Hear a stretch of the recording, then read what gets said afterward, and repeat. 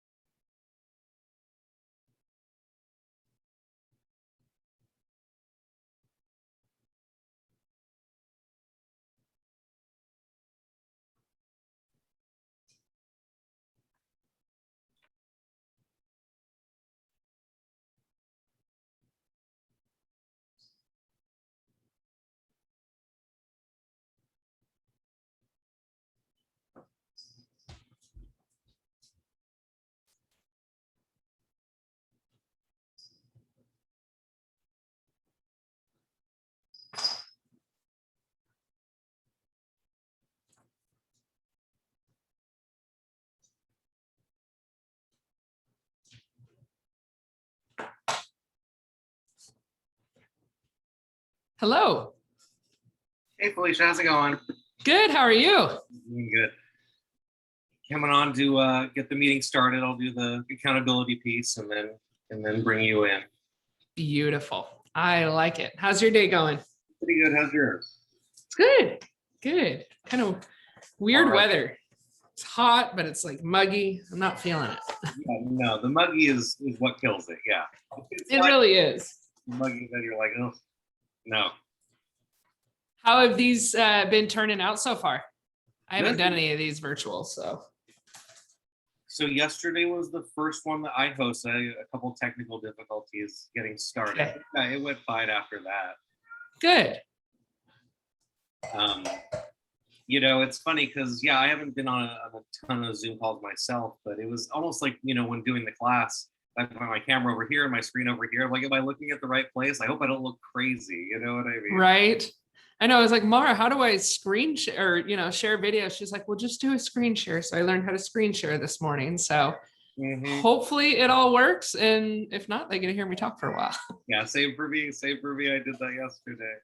Yeah, they'll ask lots of questions. Yeah, that we have one guy in here. How many participants are in here? Well, yesterday, so we take attendance every time, but because it was my first one that I was doing, I think I left some people waiting, unfortunately, for like about 15 minutes into the class. I didn't realize that they were just there waiting for me to accept them into the room. And so I think it was around a dozen that were here yesterday. Okay, good. Good, yeah, yeah. But You'll stick around for, are you sticking around for the whole class? Yeah, I'll stick around for the Yeah. Okay. But yeah, so I'm gonna definitely try to make sure I don't leave people just hanging there. Waiting I know. I don't see anybody lingering. I see one guy that's in here, I think. I don't know. I'm the worst at Zoom. I can't believe Mara's trusted me to do this. I'm sure after a couple times it'll be old hat, no problem. I'm good at attending them, but hosting, this will be a new one. It's a lot different for me too. That's so funny. I thought the same exact thing. I'm like, gosh, usually I just kind of sit there, put it on mute and just watch, There it is. But I guess they were talking about like streaming all of MegaCamp into the office via Zoom. I did see that. Yeah. Are you going to partake in any of that? I'm not sure. I don't know. Yeah, same. Yeah. Well, we just completed Bold, and that was really good. That actually turned out much better than the first virtual Bold, but they had a year to perfect it. But it was good. It was actually really good. Got to make things work in this market. Was it very different from the Bold of, because it was probably about 4 years ago for me? In person, yeah. I mean, definitely, I think you get more out of the in-person.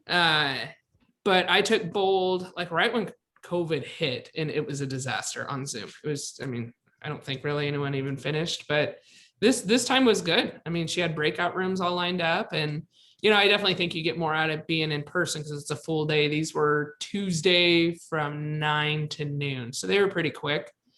But it was good.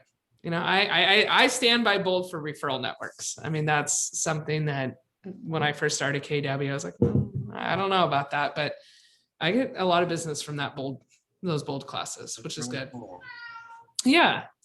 It's nice to connect with other people that are outside the area, talking to people like in the Portland market, and similarities, but differences. I was just looking over the TMO report to go over this and see a little bit of change going on, not so much the price, but months of inventory has gone up, still drastically low, but we're at least at a month now, which is convenient.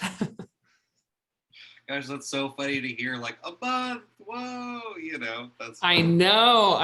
It's crazy. I'm not finding anything really under a month, which is impressive. So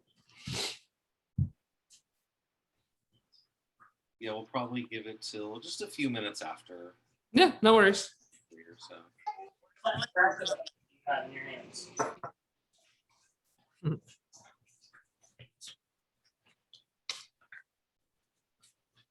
Do you guys do the breakout rooms in these groups? No, or not. Okay. Okay, sounds good. I'm like, I see a button for it, but I would hate to push it and lose everybody. So we'll stick away from breakout rooms. Not that I'm aware of so far. And then we will have folks from Flex and Willamette Valley MLSs in here also. Oh, cool. Are they all KW? Is everyone? Yeah. Okay. Keep my mouth shut otherwise. No, I'm just kidding. Yesterday, and I kind of felt bad because I spent the vast majority of the time on the RMLS one just because that's what I was familiar with. Even though the other ones, I mean, they all have the same stuff in it. They just kind of look different. But... Hello.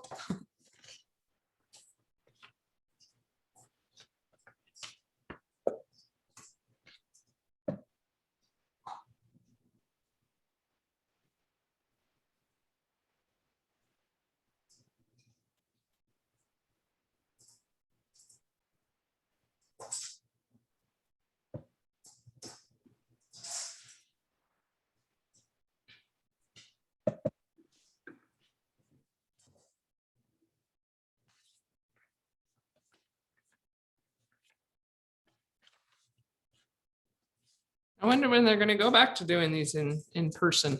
We have a giant office.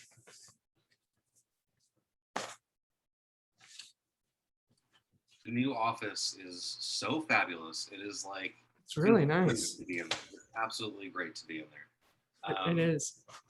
Yeah, I'm not sure as far as the in-person. I think due to the multiple market centers in the same PC class, it might be kind of kept remote for the time being. I'm not sure. Sure.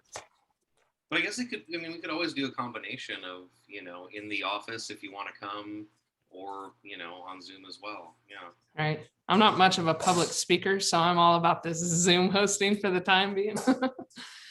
No, it'll be good. But yeah, the new office is nuts. I like go out of my little office to go sit in the big office because it's just that much cooler than my little office. The pop-up happy hour last week, that was honestly my first time there in the new place, and I was like, oh, this is great. Why haven't I been here before? This makes no sense. I should come here all the time. I know happy hour seems to be like a reoccurring theme all of a sudden in that office, and I'm here for it, but it's good. It's good to have Chris come down when he can.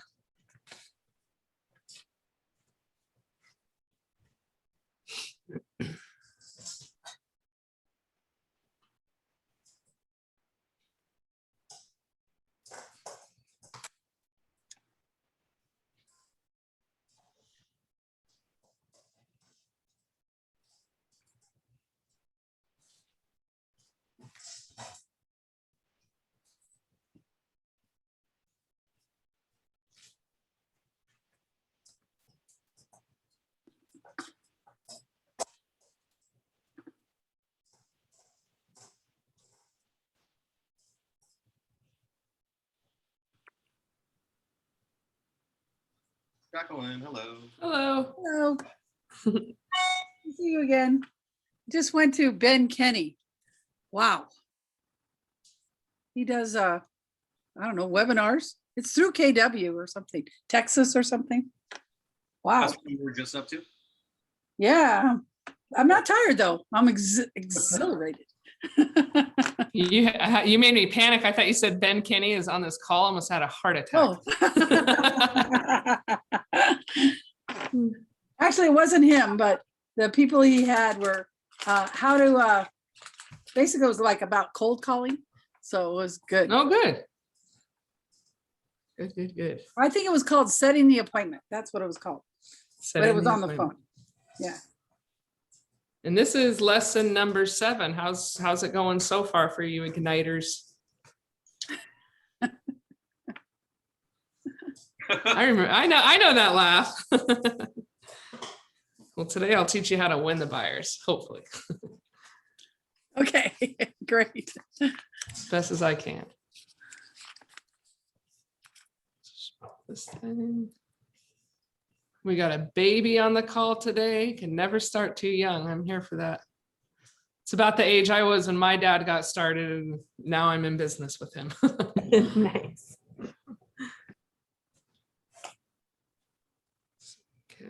I feel like you can't do real estate without it. I love it, but it's all consuming. I don't. It is. I do go. I try to like take a walk in the park, but I'm thinking real estate. It's a non-stopper. My brother and dad are both named Ben. They both work for Keller Williams. And so our dinners are the most boring dinners imaginable. We try to talk about other things, but it always comes Yeah, back how to can work. you? Right. Always Yeah. comes back to work. So Yeah. my dad's wife isn't too fond of our dinner conversation these days. She would be if she was in real estate. She would be.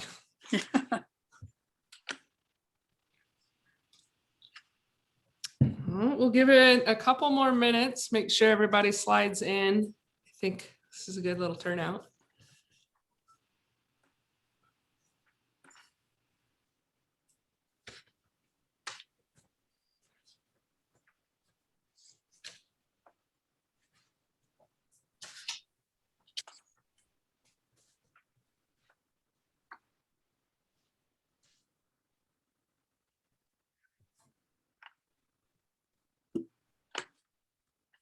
Okay, let's give it 1 minute more.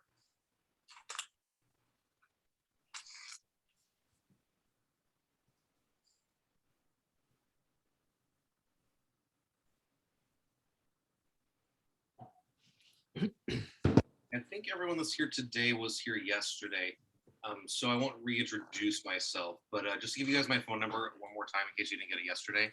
It's 541-525-2252. And then I'll put that up in the chat like when we're done with the accountability section. So Felicia Mondragon is here today to talk to us about winning the buyer. But first, we're going to start with our accountability piece, talk about how we did our making our contacts today. I'm just going to start at the top and go down. Huang, you want to start us off? Oh, hello. Yeah, so I did talk to my old neighbor in Springfield that I will become a real estate agent, and he say he really happy about it. And I also I moved to Eugene like 2 weeks ago. Oh no, 5 months ago, and I walk I take a walk to a neighbor behind my house and tell them that I will become a real estate agent too. So that's about it. Awesome, that's great. Ashley? Hey guys. So I have been, sorry, I'm kind of multitasking here. Sorry about that, guys. So I think a lot of people in the class know that I just recently had a heart surgery. And so at this point, I am working on building up my social media. I have one serial investor friend who I've been reaching out to because I'm starting to gain my energy back.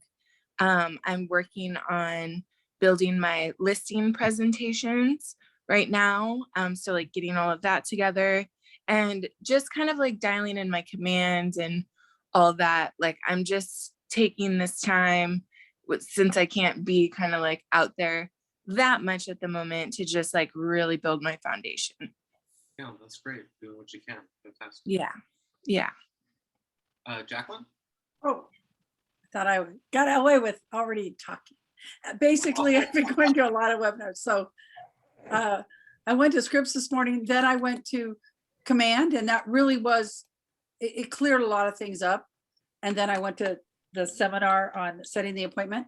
So things are just falling into place for me. Great, great. Great.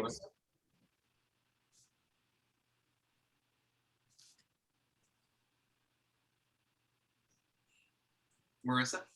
Oh, sorry. So I have only made a couple of contacts this morning because I have spent most of my morning. I have a couple of buyers that I set a buyer's consultation with this morning. They did just get pre-approved with a lender that I sent them to. So I kind of spent the morning kind of coordinating that. So very exciting. Yeah, that's fantastic. Great job. Cal? Yeah, just kind of chipping away at letting everybody that I, used to know that I'm back in town and kind of what I'm doing through different ways of either text message, phone calls, Facebook, LinkedIn, that sort of thing, while trying to just kind of read through some trainings and then kind of get everything organized with business cards and websites and that sort of thing. Great, fantastic. I've just let a couple people in. We're just going down, just talking about our contacts for the day. I think that everyone that has joined since we've started, I will get to you. Emily? Hi there. I attended the NAR orientation this morning. That was an hour and a half. And that's all I've gotten done over the last 24 hours since our last visit. So Awesome. Yeah, cool. Mhm. Bart? Just make sure my mic's on. So I actually haven't had time this morning to add them in, but I got about 4 names to add in to my list today.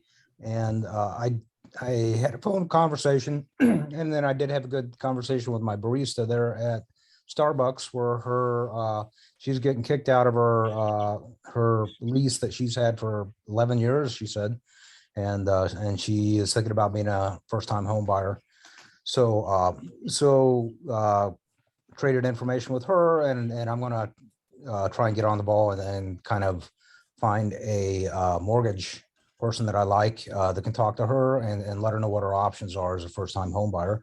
She seems like she did say she had some money set aside and she's got a good steady income. So it does seem like a possibility she could buy a place. I think it's going to be a a lower price place, going off her rent that she's paying right now, but doing that. And then, besides the contacts, I really decided I'm gonna buckle down and get good at being able to actually just fill in contracts and see those through, because that was a big holdup for me last week on the purchase of my own home. I ended up having to have Mara fill it out for me and kind of broker the deal just because I couldn't get it together to get the contract filled out.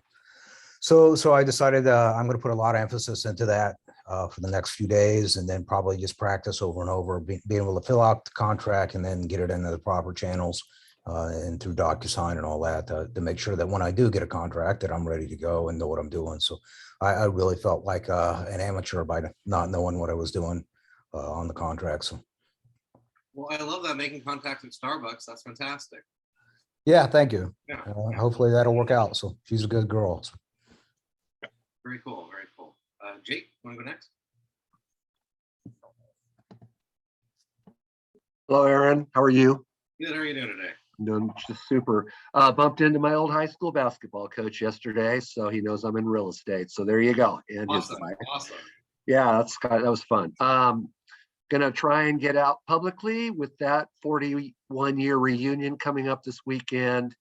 I'm gonna grab a bunch of cards and let the world know what I'm doing there. And then there's an event in Kaiser, Salem tomorrow. Gonna attend that and just play it by ear. You know what? Talk to some people, hand out some stuff, see what happens. Was that you, Barton, talking about contract filling out and stuff like that? I feel your pain. Yeah, right. Yeah. I'm really, really trying to get up with getting good at Paragon and contract writing with the zip form, which, by the way, I get it. Once you understand this, zip forms is freaking amazing. And I mean, it beats writing a contract out by hand by a country mile, but yeah, you got to practice and get comfortable with it. That's something for me. Yeah, you're not going to learn it in 2 hours when you need it. It's like you got to try and figure it out and do some practice first, before you get a contract. Yeah, it's humbling to me to know that there are kids that are 10 to 12 years old that could do computer circles around me. And that's just the way it is. All right. So there we go. Just get it all out. I'm trying though. But like yesterday was a lot of learning, including you, Aaron, yesterday. And I felt like my brain had done about a marathon by 8 o'clock last night. It was, I had to take just a moment just to gather myself, but give myself a talking to, don't get scared, got to go forward, or I'm going to get my butt kicked in this world. So there you have it. So. Well, the reunion sounds like a great opportunity. And if if you're in a pinch and you need some help with paperwork really quick, you have me, you have Mara. So, feel free to give us a call. Say that again, Aaron. I had to turn you up just a bit. If you need some help with paperwork in a pinch, you've got me, you've got Mara. So, don't hesitate to give me a call if you need something in a pinch. I appreciate that, because I think for me, even though I know, what do they say? There's 3,500 realtors plus everybody in this Brady Bunch intro here. And there's about 15% of the realtors are doing all the business. So that just tells me that it's going to take a lot to make things happen. But I'm not afraid of people. It's the process. I need to feel like I know what I'm doing. And that's where I'm kind of hung up. I got no problem with people, absolutely none. But this is where I'm challenged the most. So there you go. That's how I feel too. Is my confidence will shoot up when I know at least how to put a contract together and that sort of thing. I'll be a lot more confident talking to people. That's exactly where I'm at too, guys. Exactly. The people part comes naturally for me. It's the putting this all together and having the time to do it. Yesterday I had a meltdown because I was just overwhelmed completely. Are you guys doing script practices at all in these groups? Okay. So far in the PC class, I'm not sure, script practice really hasn't been a part of it, has it? A little bit. Matt's kind of gone over scenarios and what that might sound like, but we haven't actually practiced it with each other. Right. Okay. I understand the value of it. I just haven't had time yet with everything else. So. I just wish we could even role play, like offers and things like that. I wish we had the chance to role play things like that. I definitely think that's something that is missing in this sort of Zoom setting, because I did PC much like you several years back. I can't remember exactly, but you know, in the room there was more role playing. We were all there at the office doing it. Right. However, yeah, maybe we couldn't figure that out in some way. I'm gonna write that down and talk tomorrow. Because About if we could present a that, okay. contract, it sounds like there would be a need to present contracts to each other. yeah, I love the idea. I like that idea just too. role-playing in the room. I know I need. So, so you guys just like, I just wanted to throw this in. So I got a lot of practice. I was feeling exactly the same way, like exactly the same way. The first time I had to write out a contract, I like rushed into the office. I had to have one of my coworkers help me. I was like freaking out. Because especially in this market, like you have to get things done quickly, you know? And so totally understand.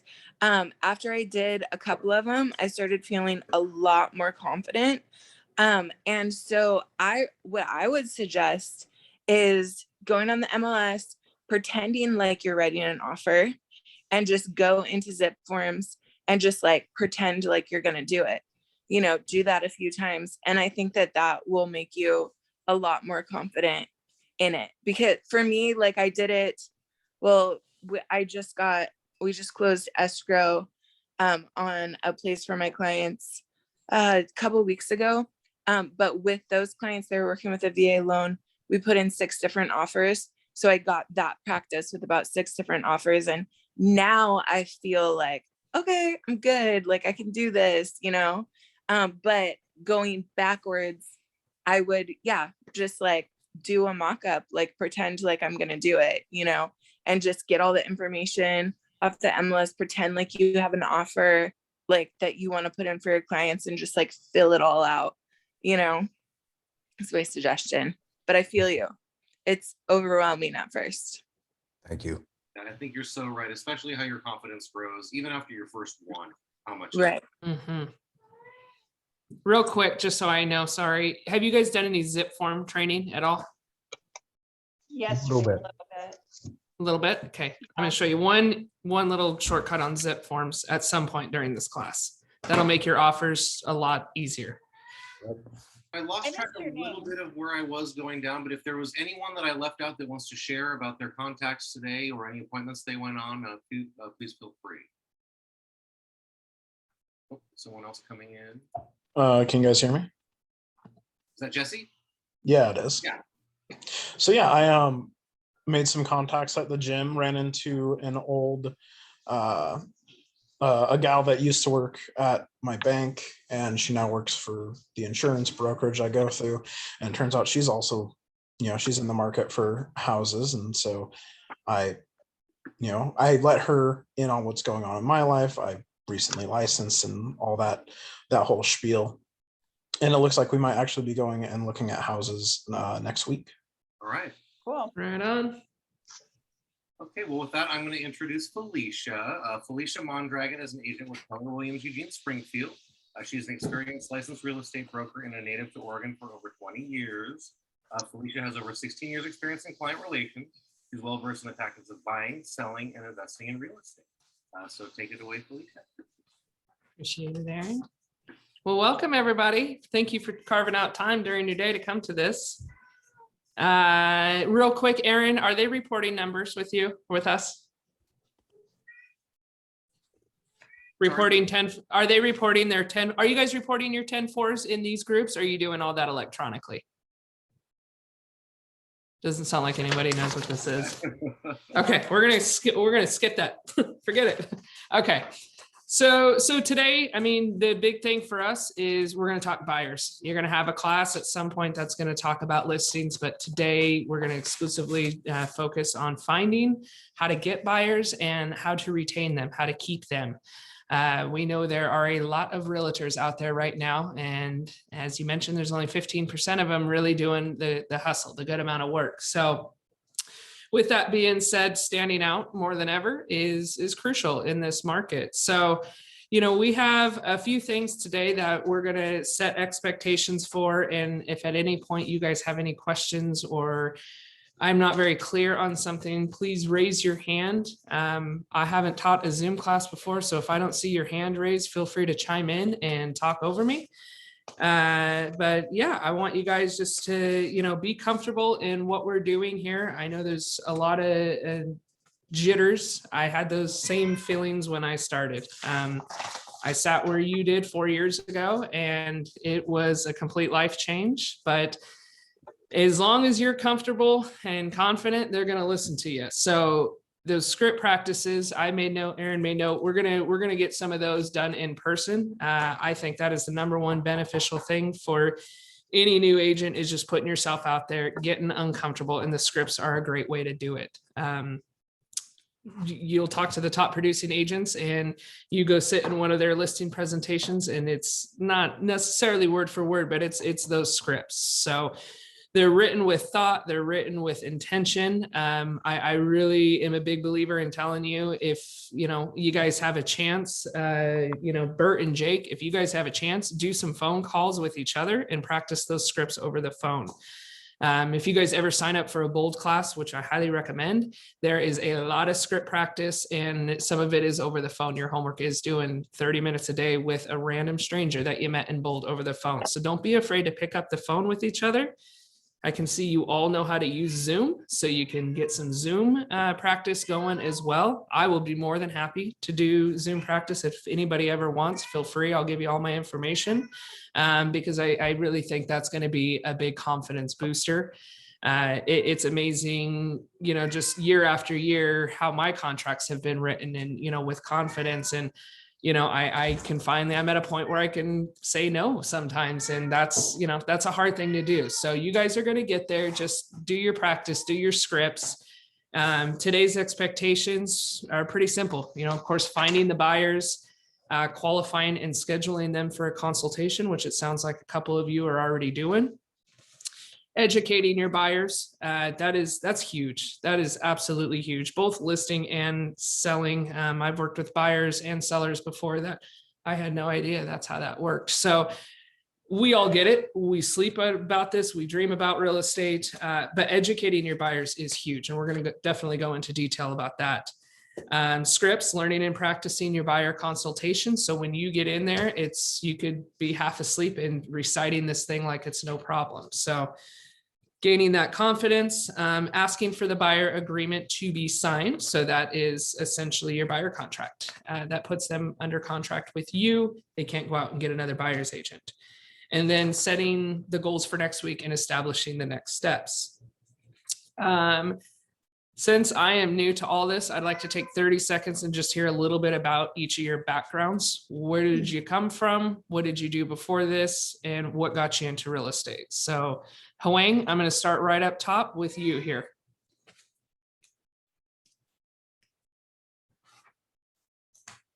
Oh, do I need to unmute you?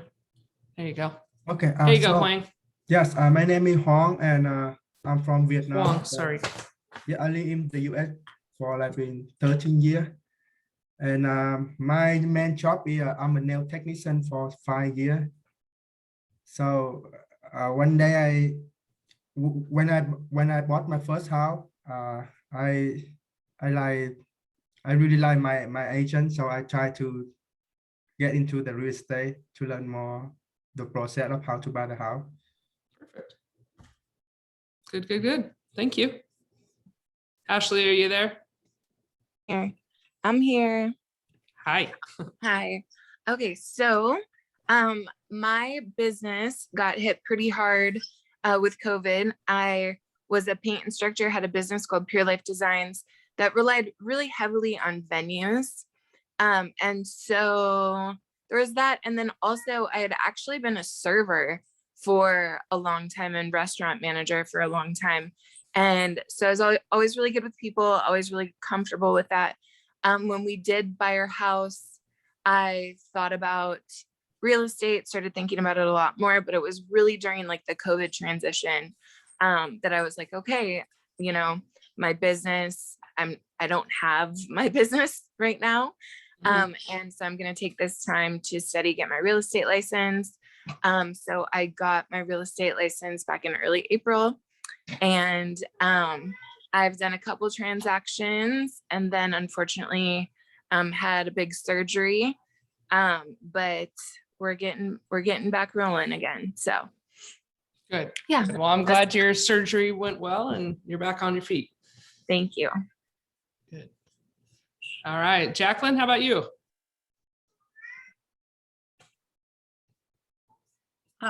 Everyone in my family was always into real estate. My sister was a broker, my brother-in-law, and they had their own company. This was all in California. And I retired to Oregon and decided it was my turn. So I love it. I mean, I've listened to real estate all my life. So I know that it's something that's very enjoyable. So that's what I want to do. Well, good. Thank you. How about you, Marissa? Yeah, so I worked the last 11 years in retail as a manager. I got into real estate because it's something that I've always really been interested in. And I really enjoyed the process when we bought our first house. It's kind of something I was kind of toyed around with, but I never quite had the push to do it. And then when COVID hit, I was like, okay, I'm home. I've been home for 3 months. Might as well do something with my time. I got my license this last beginning of March. I shortly had my first baby right after that. So 2 weeks after having her, I started this PC course. And ever since then, I've been just chipping away at it, trying to get my bearings straight. And I'm just now kind of getting to the point where I can spend more time going and meeting people and going out of the house. So it's been Sounds good. Cool so far. Well, congratulations on the baby. Yes, thank you. All right, Cal. All right, so I'm originally from this area. I was born and raised out in Pleasant Hill, and then I'm a U of O grad. And then after college, I ended up moving out to Hawaii and got into timeshare sales. And was doing that for about 8 years. But I'd always kind of thought about and wanted to kind of get into real estate, but knew that Eugene would be the best spot to do it just because I know the neighborhoods real well. I have enough connections and kind of people that I know here. And then kind of same thing, COVID shut down the whole travel industry. So then that was like, all right, that was kind of my push to say, let's work on getting a license and start, making the move back to home. So here I am. Right on. How about you, Bart? So I worked in advertising for 30 years. I was an illustrator. And for the last 20 something years, I specialized in storyboards for TV commercials and lived in Chicago doing that and had my own business doing that. And for the last 10 years, I kind of mostly worked by myself in a room by myself, which I hated doing. I'm much more personable. I want to talk to people, but the job was the opposite of that. And where if I was on the phone or talking to people, I wasn't working. So ended up hating that. And then at the same time, the business itself, the whole field kind of dwindled away where it's almost nobody's working in that field anymore. So it was time for a switch. And I've been thinking about real estate for a long time. And our son lives here in Eugene and he's here to stay. So we decided we're going to move to Eugene and I'm going to take up real estate, which I've wanted to do for a long time. And I'm pretty excited about a job where I get to talk to people. So. Especially after sitting alone in an office for many years. Yeah, So yeah, beats that, I'll tell you. Sure. Thank you, Bart. How about you, Jake? I own and operated Cascade View Dairy east of Mount Angel for 35 years with my parents and my late wife, and then my daughter took over with me. And then I got married 3 years ago, and my wife is a mortgage broker. So I'm on the other side of that.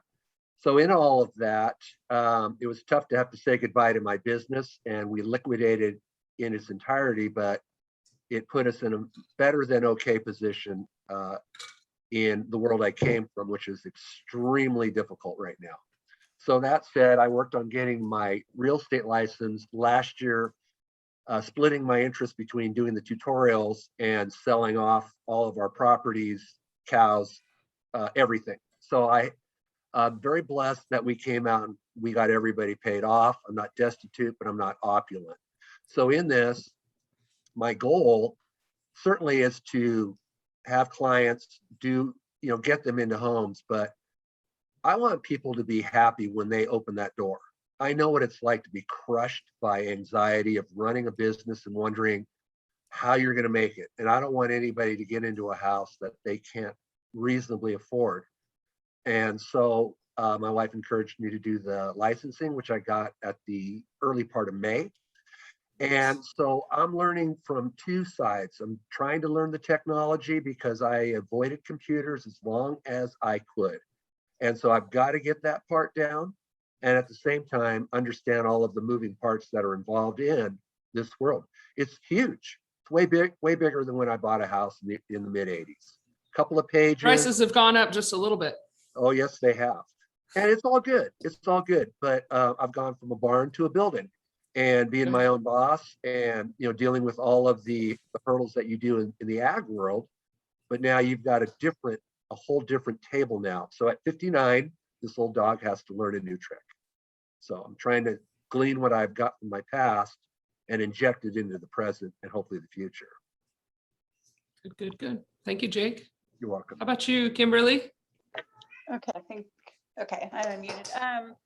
So yeah, I've been self-employed for 26 years. I've had my own childcare business, which very successful, all referral based.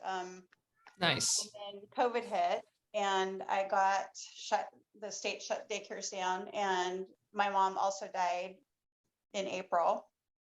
Sorry to hear that. Yeah, it was rough. It wasn't from COVID, but it was kind of a rough start to COVID. And then also, I just finished breast cancer treatment in November. And was diagnosed in 2018, which was 11 surgeries and chemotherapy and that whole thing. And so my life has been in constant turmoil for the last 3 years. And I still worked. I took 4 days off with my childcare for a double mastectomy, and that was very challenging and I think very detrimental for my health. So I took this whole last year to reevaluate. I had some other health scares at the beginning of this year, and I just thought I can't physically do 14 hours a day running around with 10 kids. And I did a curriculum and the whole thing. I did all my own food, organic.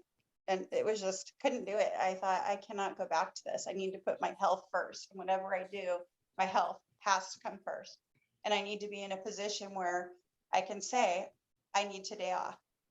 Yep. And real estate is something that I've always been interested in, but I've always been afraid to make that jump because of, being not self-employed, because I have that, but it just takes a while to get going. And I didn't think, how is my daycare business relative to real estate? And one of the things that I'm amazed by is everything I did in my childcare business is 100% relative to real estate. There's a lot of toddlers in real estate too. You'll come to find out. I know. Believe me, I've had this joke with my husband, but people management, time management, organization skills. I know how to run my business. I know how to do taxes. I mean, obviously with real estate, it's going to be a little bit different, but from day one, I've been doing a ledger and I'm on top of that. Great. Because I know what that's like at the end of the year to go, oh crap. And then absolutely. You're struggling So if I could give anybody advice, would be just keep a special file for any receipt, anything you spend, write it down. And even if you don't have time to organize it now, do that, because you'll want to take every deduction you can. Amen to that. Yeah, Amen seriously. To that. And so also, I miss using my brain a lot, working with kids, and I love people, and I'm just really, really excited to see where this goes. Well, good. Glad to have you here today, and thank you. Glad you're here with us today. Thank you, Kimberly. Forgive me, Jane Soon? Is that right? You got it correct. Yes. Excellent. Thank you. I actually had a finance background. I had undergraduate and a graduate master's degree in finance. I finished in 1998, and in 1999, I did consider become a realtor. However, I soon had my first child and decided to stay home because as a new agent, I was told, you need 40, 50 hours a week. And I didn't think that was something I was willing to do. My husband had a very busy job. So I stayed home actually for 21 years. My second child went to college a year ago. So I started thinking, I want to do something, kind of my second act, reinvent myself. And real estate is something I feel like I would enjoy because first I have some background. Secondly, I enjoy engaging people and helping people. So I think I would enjoy the job. Thirdly, it gives a flexibility, which I love. I like to have fun. I'm an avid tennis player, so I want to have some free time when that's how I sold. We moved around the country. I have sold and remodeled 3 houses, and I feel like in and out of both sides, I have for pretty familiar ways. And so this sounds like a good career for me. Well, good. Glad to have you aboard. Thank you. Thank you. Yeah.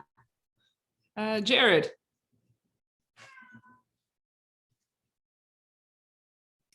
So I initially started working when I was young in real estate, and one of my first jobs was remodeling homes for a realtor, and who owned half dozen or so properties. And then I went to college to be a music teacher, and of course they were cutting jobs at that time. But I also had a job at that time in the area working for another real estate investor, working on all of his properties as well, and doing construction, building, remodeling, painting. And so then they were cutting music jobs. So I opted to go and do commercial residential painting, and painted for quite a few contractors in Northern California, and ended up painting for one of the nicer contractors who's doing higher end homes, and learned a lot about construction through osmosis. And then I ended up working in fire and water damage restoration. And then I moved here and bought my first home in South Eugene in 2002. And it was a total fixer-upper, and we bought it without a realtor. And I don't recommend anybody ever doing that. But so I did quite a few remodels to that home. And then I was a stay-at-home dad for quite some time, as I had 2 daughters that eventually I got into college and they're in their senior year at U of O now. And my transition was going to be into painting, and I sidestepped that and decided I wanted to become a realtor. There you go. Well, you picked a good time to become one. So I'll just say that someone overbid me. I put in an offer at 60,000 over on a 375 this last weekend and got outbid on that. And then I procured another transaction with a partner who we did an open house together, and they lost out on a offer that they made. Somebody had offered 60,000 over. So, and a lot of homes right now are going pending in a couple days. Yes. Instantly. And so it's so funny. That the market, it's just a total war zone right now. So I'm just loving learning right now, honestly. It's like, I feel like it's just a great time to be in real estate, honestly. Sure. It's always changing. I've been pretty lucky to see a busier seller's market, but this past year has been unreal. And we'll talk about that when we get down the line here. So thanks, Jared. Appreciate it. Jesse, if you're there. Sorry, had to figure out the microphone for a second. So I was born and raised in Southern Oregon, and for the last up until last October, I was managing inside of my family's small business. The business closed due to complications with COVID, and I got licensed back in July. And this is actually the first class that I've attended from the beginning. Yesterday was the first time I had ever actually logged on because we bought this house in June. I had a lot of fun during the buying process, but we bought it at a discounted rate because it needs so much work. Sure. So that's, that's kind of where I'm at, trying to fix the house and also trying to figure out, the training wheels with real estate. It's really like my first career going forward. So. Well, good deal. Well, welcome aboard. Yeah, thank you. You bet. Thank you. How about you, Emily? Hi there. I work in. Can you hear me? Yeah, I don't know who's at my door. It's fine. You're totally was fine. weird. Go ahead. I have a career now in training and development. I build curriculum for training, and so I wanted to use my skills in other ways. My partner of 8 years, he is a plumber. Well, he's about to be finished with his plumbing 6-year program that he's been going through. So together, we want to use this for help with family and friends and for our own investments. So I'm not sure where I see myself as far as like a career with this, but I do see myself maybe helping someone that's extremely busy or doing something along with somebody else. So kind of just in these classes now to learn the steps and the ropes of this whole being a realtor thing, and we'll see where it takes me, but not sure yet.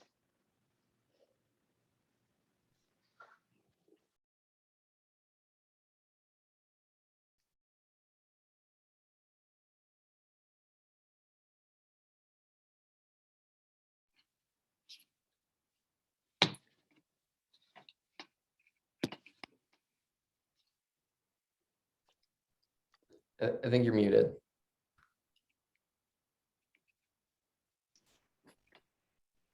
Sorry about that. I'm not sure what happened. I'm not sure what happened either. I couldn't hear what you were saying. I thought you were muted. Did you call on me? Is that what's going on right now? Oh, you're muted again. Mute. There we go. Okay. Here we go. Sorry about that. Go ahead, That's Aisha. okay. Am I unmuted? Do you guys hear me? Yes. Okay. Yes. Hey. So my name is Aisha. Aisha, sorry about that. Oh, I didn't even hear you. You were muted. So, so are you just asking about our past, kind of like our? Yeah, like why did you join real estate? I kind of needed to do something a little different to make more money, to be honest. And it kind of fits into my personality to work with people. I really like to build relationships with the people I know, and I love meeting new people. The last like 20 years, I have pretty much just been self-employed. I've also I went to school what did I go to school? I went to school for graphic design and also studio art. And so I've been kind of working as a designer and artist where I sell products that I make, like at outdoor street fairs and markets and things like that. And I was doing that like during college, before college. So that's something I've been doing for quite a while. And that kind of has evolved like over time. But I think I'm little bit tend to be introverted more than extroverted, but I'm type of personality where I kind of can go both ways. I definitely think that being, in the outdoor sales or just talking to people, it's made me a lot more comfortable just approaching people. I've also worked in restaurants for like 7 years. I haven't been doing that now for a few years, but I've pretty much just been self-employed. But with COVID, all that happened, my outdoor markets got shut down. So I wasn't, doing that anymore. Sure. So I was driving around doing Grubhub as an essential worker when the restaurants closed, and but was like perpetually waiting on that money that they were supposed to give self-employed people, and that eventually panned out. So I I've always kind of had real estate in the back of my mind, but I didn't really know how to get into it or what that all entailed. So I think I was just like, and I also was thinking about going back to school to get my master's degree, but it just seemed really expensive. And at this point in my life, it just seemed like a long time that would take to get my master's degree. So Sure. even at 2 years, I was like, I don't know if I want to do that for 2 years. So anyways, I basically was just hunting around for classes and programs and could never decide on anything. And then I happened to come across, I think it was the Eugene, like downtown LCC. They have the program for real estate. So I signed up for it. It was like $700. I was like, I'm just going to do this, sit here and do the classes. What else am I doing other than Heck of a driving lot around cheaper than a America? 2 years master degree. So Yeah, so it was like, that's way less expensive. I did not know all the other expenses that came after that. I had no Sure. idea. Yeah. I figured there would be. I didn't know. So anyways, I had also applied a few years ago for a small business grant. And so that just happened to kind of coincide, like where I was able to cash that in right at the same time I was getting licensed. So I was able to, write out a really good business plan and track all my expenses, do all the key things you're supposed to do. I had to Sure. do that for the small business grant, but it's been helpful. Good. So yeah, I'm just really excited to get in this. I feel like this is a great opportunity for me in my life, because I feel like in the past, this would not have been something that I could have pulled off. Like I don't make enough money to be able to afford Sure. all the expenses. So I'm not that it's $1 million, but it just wasn't. So anyways, I'm excited. So Well, good deal. Well, good to have you aboard. Thanks for sharing, Aisha. Okay. Looks like we got 2 more. We have Rebecca and Nolan, whoever wants to go. How about Rebecca? Hi, Alicia. So, I'll try to be really brief. I had about 26 years in working with children, and it was my passion and I loved it. And then about 2 years ago, I was diagnosed with breast cancer, like Kimberly, and had to go through treatments and so on. And my doctor recommended that I look for a different career. And so for my health. And so my sister at that time was going through this process of working as a realtor with Keller Williams. And she said, why don't you come and join me and we'll be partnered together. So that's what I did. So not only myself, but also my husband has joined as well. And so the 3 of us working together as a team. And so we're just starting now to get that set up and get that going. And so yesterday, my husband and I, we're currently living in Portland. We went down to Eugene yesterday and toured several properties because we want to move down to Eugene. Sure. And so we actually put in a bid yet last night. So we'll see if our offer gets accepted and that whole process. So yeah. Well, congratulations. I'll keep my fingers crossed for you. Thank you. Thanks for sharing, Rebecca. All right, Nolan, you're going to wrap it up here. All right, sorry, I kind of been in and out. I'm at my other job. Are we just doing our whys right now? Yeah, just hey, what got you into real estate? Why are you here today? Okay, yeah. So pretty much I studied econ at U of O. I always realized that land was the most valuable commodity in the world. Kind of always had real estate in the back of my mind, and being able to help someone in the biggest sale or purchase of their entire life just seemed like something fascinating. And met my first client the other weekend at an open house, and being able to provide Nice. a ton of value to them was just like one of the most eye-opening experiences in helping them out. So just looking to provide value and help people in big decisions and solve problems, Right on. Well, you picked a good place to go for that. So thank you all for sharing. I appreciate it. Give you a brief on me. Like I said, I'm in year 4 on this. I was in wine sales prior to this for about 6 years and a lot of restaurant background prior to that. So for me, it was just kind of a no-brainer, finally listening to my family and took an opportunity, and I'm glad I did. It is a hustle and a grind, but the most rewarding thing, and I've never looked back. So Just like any other agent, especially if any of you are going or thinking about a team, buyers are where you're going to want to start. Listings are, you know, the moneymaker, of course, and focus on them, but buyers are kind of going to be the easiest to get for anybody starting off right now. So I know a lot of you, or a couple of you are talking to me about technology and how that's a struggle. And all I got to say is just stick with it. You know, the 12-year-old kids now, in 12 years, they're going to be saying the same thing. So technology is an ever evolving thing. Great thing about KW is we're the #1 tech real estate company. So if you have some time, get on command, play around with it, download the KW apps. There's 2 apps. There's the Kelly app in blue, and then there's the KW app. That's your consumer app. So when you open a KW app, it's like a Zillow for your clients. So I pulled up just a generic one, but when I log into my other one, it's branded to me. So as soon as I get a buyer, hey, we're looking, where are you looking? Oh, we got Zillow on my phone. Great. You know what? I'm going to send you my app instead. It's more real time. We actually pull from RMLS in kind of a quicker manner than Zillow does. And it's all branded. So when they find a house they like, they're not looking at Bob's, oh, that's a bad name because he's part of our company. They're not looking at Richard Smith, you know, his ad, they're looking at yours. So there's never going to be a confusion. Get your app up and running, brand it, and share it with all your buyers. Because when they're looking at Zillow, especially if they're a newer buyer to you, if they're looking at Zillow and they find a house they like and there's a deadline tomorrow and they call you and you don't pick up, they're not going to wait for your call back. They're going to call that Zillow Premier agent that has spent $1,000 on their leads. So brand your app, get them out of Zillow. One, because Zillow is a huge competitor and Zillow is now a brokerage. They are agents. So Zillow is part of RMLS, which again, get your clients away from Zillow.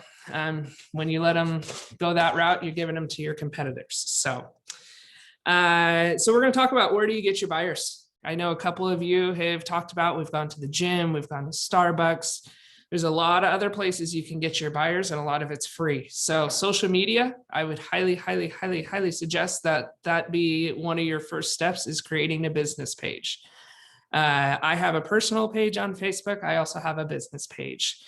Thing about a personal page is, well, when I started 4 years ago, you had to have a business page to be able to advertise that you're a realtor. So my personal page, and you're going to learn this real quick too, as you get into Facebook, you're going to have all sorts of random people friend requesting you. Accept them. Just, it's free customers, potential customers. But I have a business page. I share all my listings, all my good stuff there. Then I go to my personal page and I share that post. So I capture my post. One, it's telling people I'm not just posting about a house as Felicia Mondragon. I'm posting that, hey, I'm in real estate. This is my listing. Your social media presence should pretty much be, when they think of you, they know that you're in real estate. With that being said too, you're going to get a lot of friend requests. Introduce themselves. They have no problem MLM marketing you to buy their Sensi's, their oils, whatnot. So, you know, if you're interested, great, go for it, but let them know who you are. We just took a Bold class, and Bold's a really good thing. If you guys have the opportunity to take Bold, I highly suggest it. I try to take it twice a year, and your top agents are there every single Bold. So, but we used to have to make 20 phone calls every single Bold every single day. And now they allow about half of that to be texting. Well, Facebook Messenger too.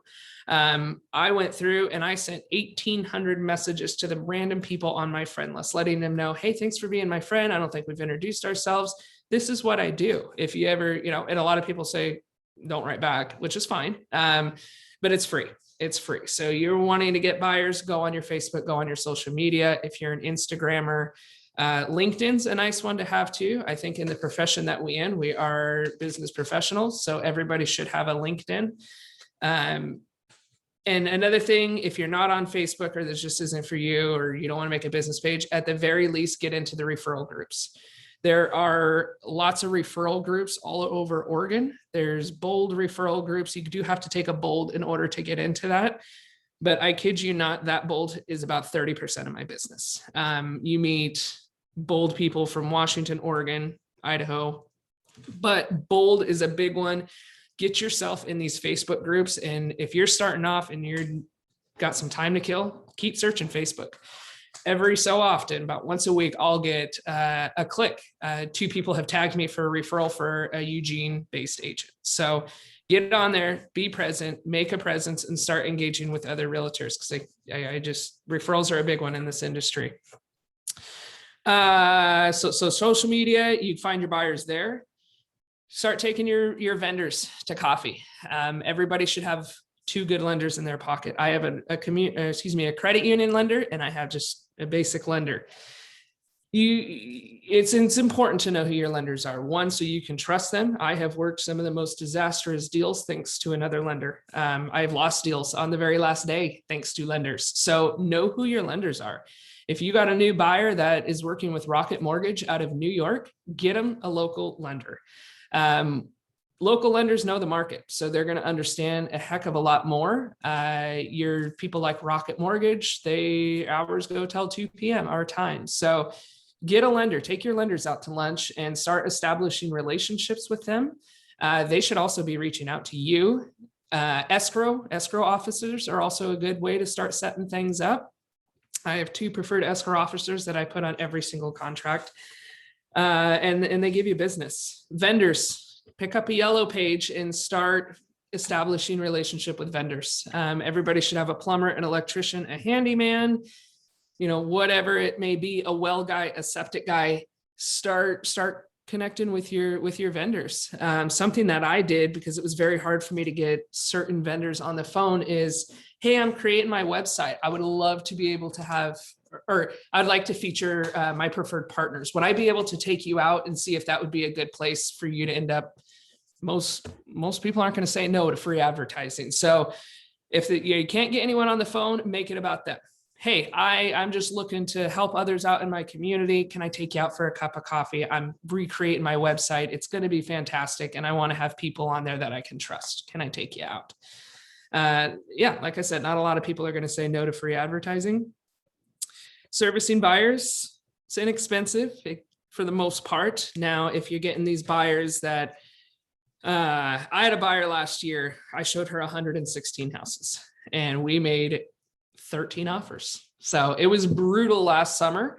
And she finally ended up finding a house. I actually just talked to her yesterday and she's getting her appraiser license. I think she just secretly liked looking at houses, but you're going to have these buyers, especially in this type of market. You're going to get frustrated. They're going to get frustrated. It is your job to keep their energies high. So hang up the phone, have a glass of wine, do what you got to do, but get back on and tell your buyer, you're going to get the next one. I have total faith. I always say this one wasn't meant to be. There's something around the corner. So for the most part, servicing buyers is inexpensive. You're not paying for listing photos. You're not, paying for all that. So yeah, I think that's, oh yeah, the KW app, also a good way to get buyers. Not only that consumer app, but that personal app, that Kelly app.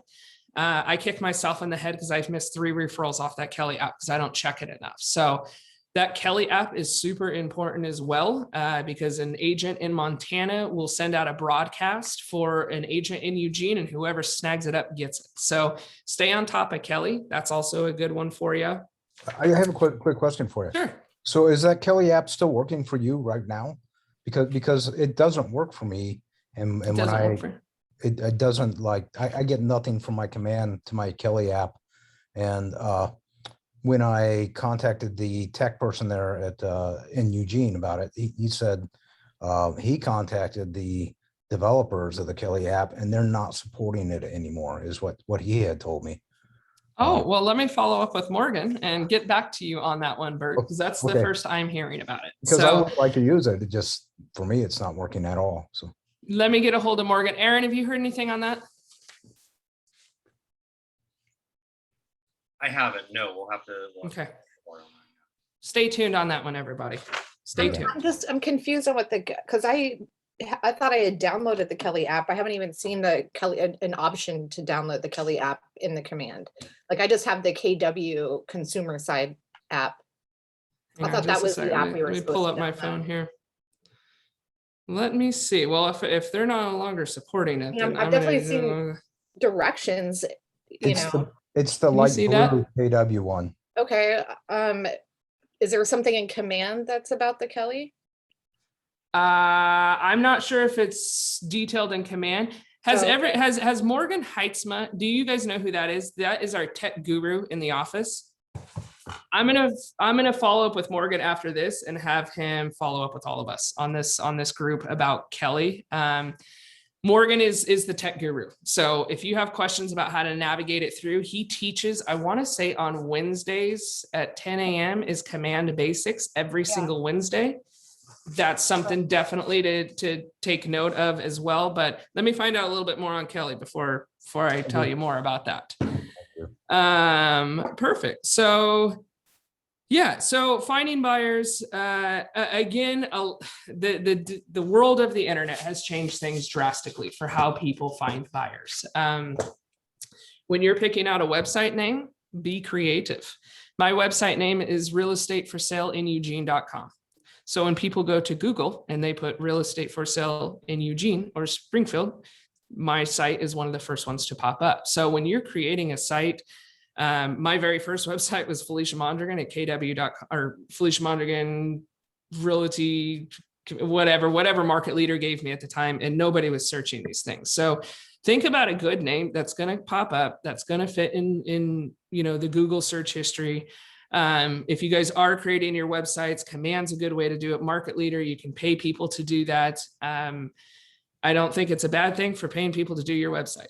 I'm not a tech person. Like I said, I'm proud of myself that all of you are still here on a Zoom meeting because I don't even Zoom. So pay somebody to get your website started. GoDaddy.com, you can buy domains and they also build your websites too. So just do some research, get a website presence. Again, go ahead. Let me interrupt again. Are you getting many leads off your website? Because I've been Yes. I've actually made a lot of websites. I didn't know if that was a good place to invest my time right now, but It is only so when we did before Command, there was a thing called Market Leader, and Market Leader is something that when Command took over, Market Leader used to be synonymous with KW. Then KW created their own empire of technology called Command. I still use I still use Market Leader because I had all my contacts in there. I had my email database set up there. I had everything set up there. So anytime somebody comes to my website, if they're a past customer, it says, hey, Ashley Smith is browsing your website, follow up. If they're just a newbie and they create a profile, hey, Joe Dice created a profile, follow up with him. So every time somebody's on my website, now it's typically about the same 5 people that are always browsing it. They're just looky-loos. But getting a retention, getting something like that, absolutely. There are so many free things out there, guys. There's HomeSnap. If you haven't checked out HomeSnap, check them out. They're basically kind of free marketing, if you will. What's the other one? Breakthrough Broker. So when I say hook up with escrow people, Sean Mitchell at Fidelity National Title is a great guy to connect with. He is their marketing guy. If you go to First American Title, Fidelity, Cascade, whatever, all these guys have platforms that they let you use for free to create flyers, open house signs, open house check-in sheets, listing flyers, things like that. If you haven't connected with anybody for their program from a title, canva.com, canva.com has a ton of free templates. I've kind of exhausted all their free templates, and I think I pay $9.99 a month for the executive package or whatever it is. So branding yourself. Again, when people think of Cal Lowell, the realtor, the real estate agent. So that's what you want your social media presence to be. Now, I'm not saying overload them with real estate stuff. Some of the most successful things that you're going to read, you should always have something about real estate. So whether it be a listing or a cool house that you saw, you can take pictures of other people's houses. If you're touring as a buyer's agent and they have a fountain inside the home, you bet I'm going to take a picture of that and post it on my Instagram. So go out, start posting stuff about real estate. I try to do one thing real estate a week, one thing personal a week, and one statistic, one market share a week. So let them know a little bit about yourself too. I think one of the most successful lenders here in town is because she's the most personable lender I've ever met. Denise Montgomery, she works with Finance of America. Every quarter I get a handwritten letter just not about work, not about, it's about her family. And usually it pertains to spring, summer, fall, winter. So, hey, me and my kids, they just joined a soccer league. This is what, I mean, I could tell you more about her kids than my own family. So,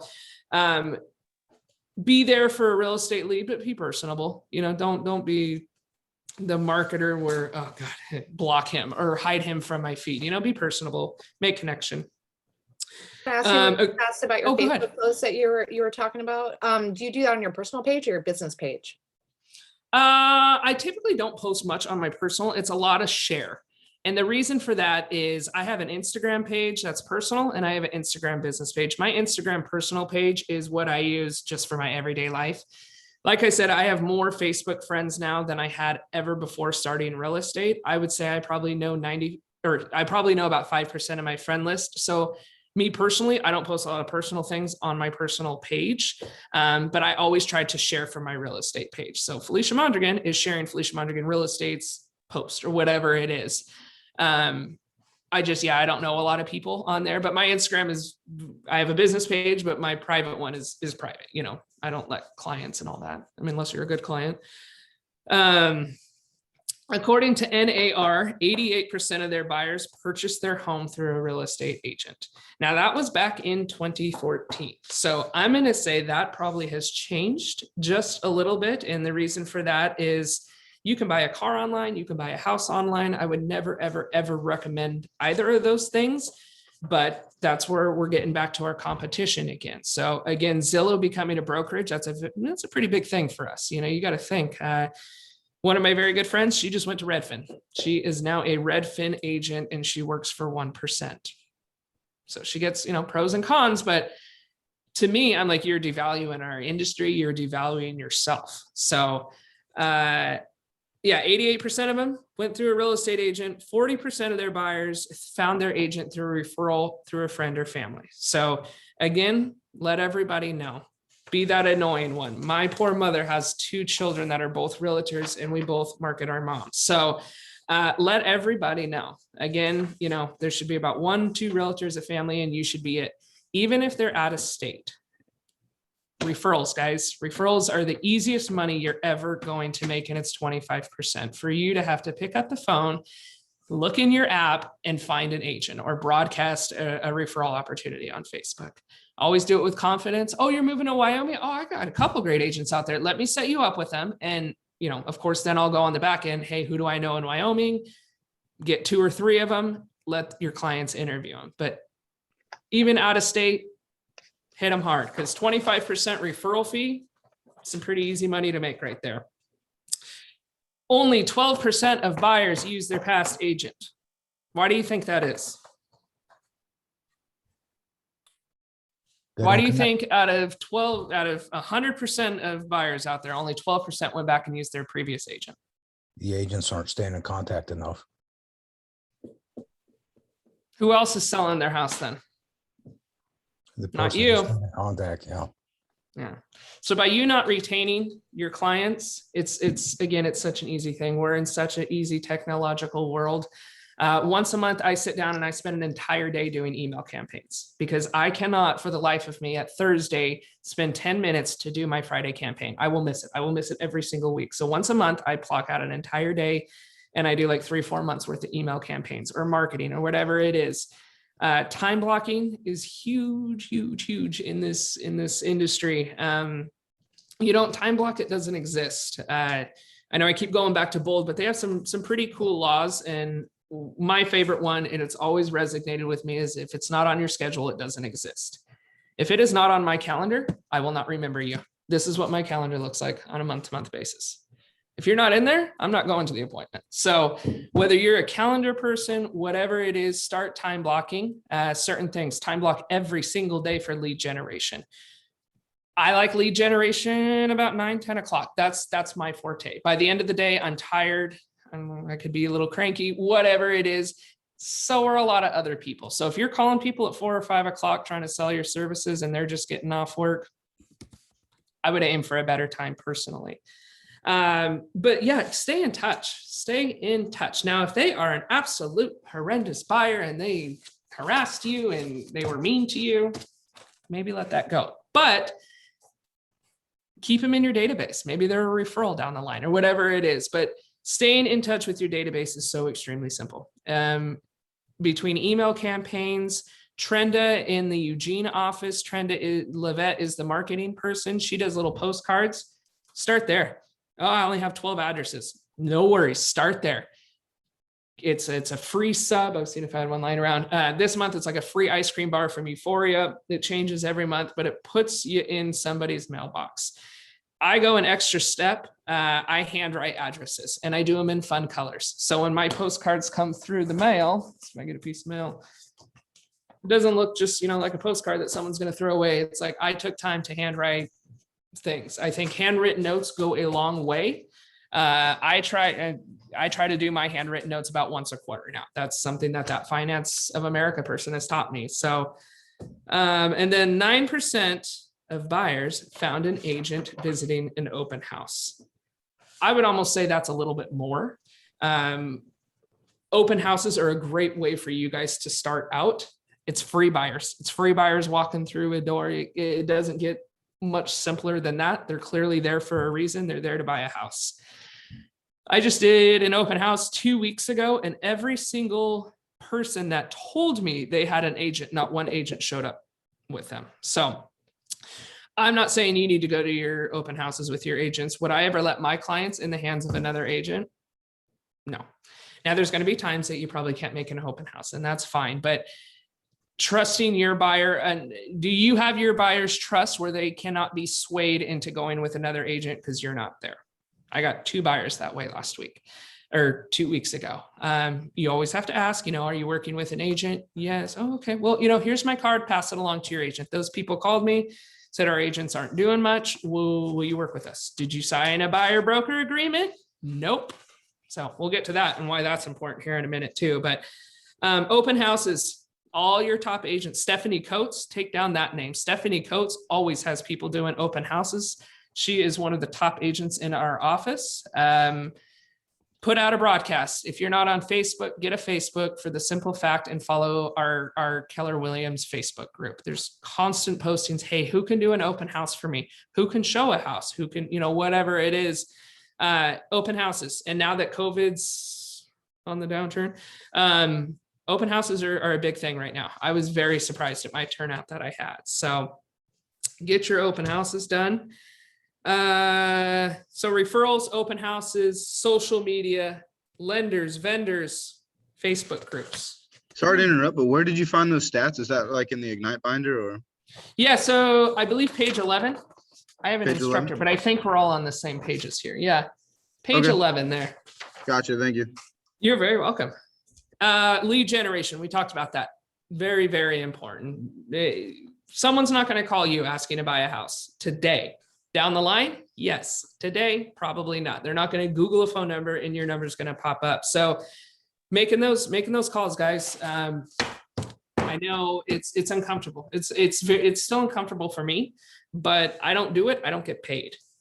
You're going to get to a point where I have about 200 people in my database and I'm super, super comfortable calling 130 on the regular. So building database is also important. That's another thing I time block too. I have notebooks of people's information, and then I have to go back once a month and put them all into my command or my market leader. So staying on top of that, doing that, and calling on the regular.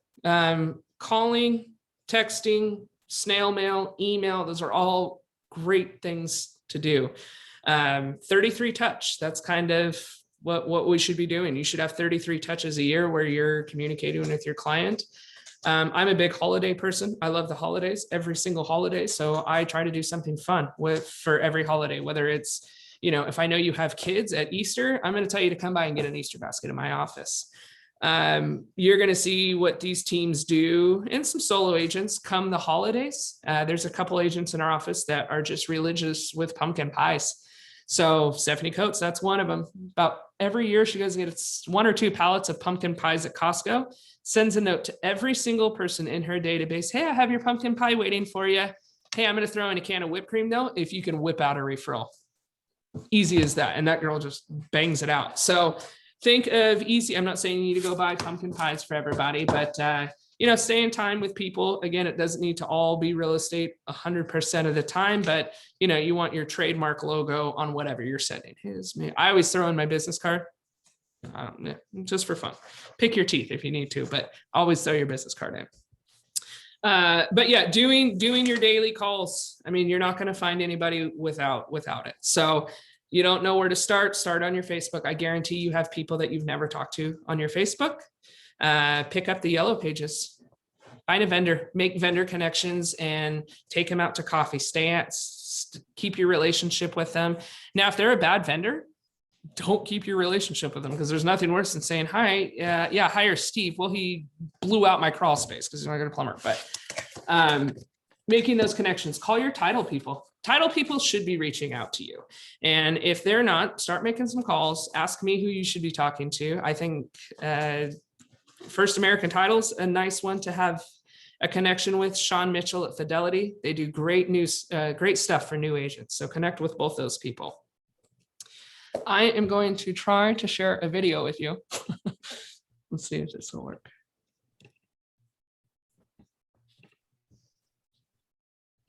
Can you see that? Yes. Yeah. Okay. No volume. Oh, man. No volume? Okay.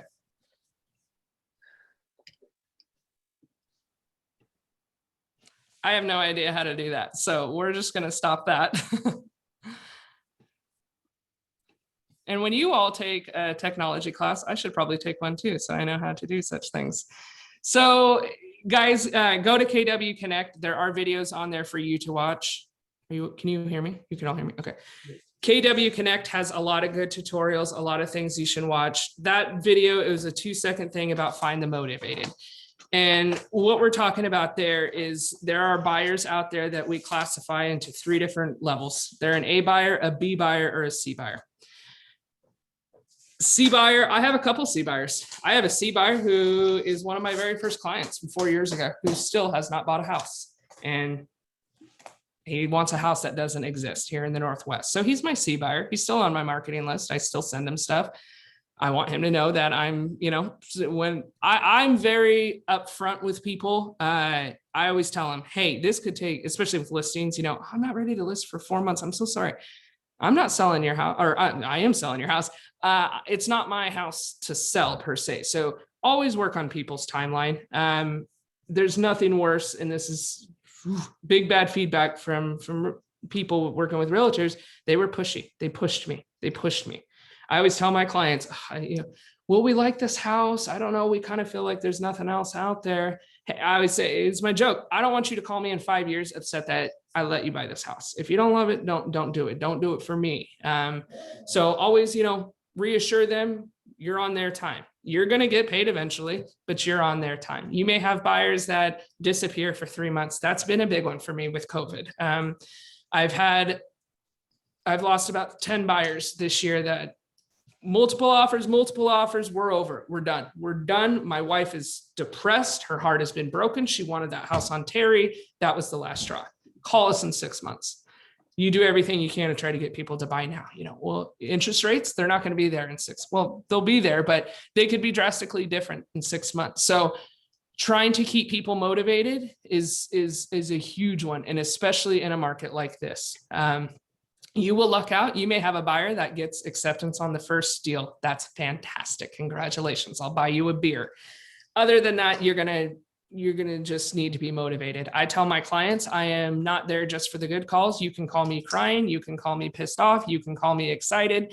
I am the call on the other end that has it all. And you're going to need to fill those calls.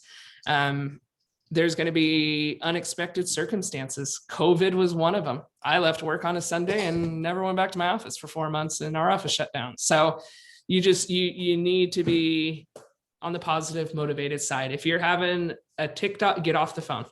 The moment they hear the panic, the stress in your voice, it carries to them, and they're going to remember that. You could do 99% of things right. The 1% is what they tend to remember if it's something really bad. And again, another reason to have a trusted lender, because, hey, the lender screwed your deal. When they think about it in 5 years, oh my God, I went and bought that house. I was working with blah, blah, blah, and Felicia. your name's going to get thrown in there. So get people that you trust. So I'm going to ask you guys some questions. We'll do a little bit of participation here. Market research, that's super important to be able to know how to price, not only price homes to sell, but know how to make offers, you know, and to negotiate. Are they overpriced? In this market, it's a seller's market. Sellers are pretty much getting whatever they want. So if you have a buyer that, you know, basically says, hey, I don't think I can afford to buy a house, or is there anything in my price range? What would you do? What would you show them? Are you, oh, I should ask you this. Are you guys all connected with RMLS? Yes. Do you know where to find stats on RMLS? Okay, so this has no volume, so this is good, but I'm going to do another screen share with you guys. I'll do it slow. If you have questions, just ask, but I'm going to share another screen with you here.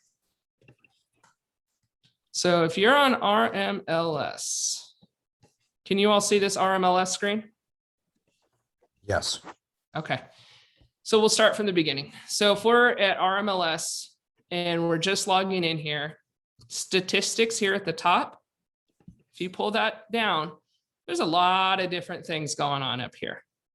The number, well, yeah, we'll start here. This is a good one. This is something that RMLS will send you in your email once a month. But this is a good thing too.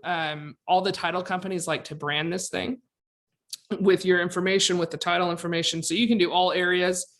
We don't have enough time to do that today, nor do we want to. So we're just going to focus on Lane County.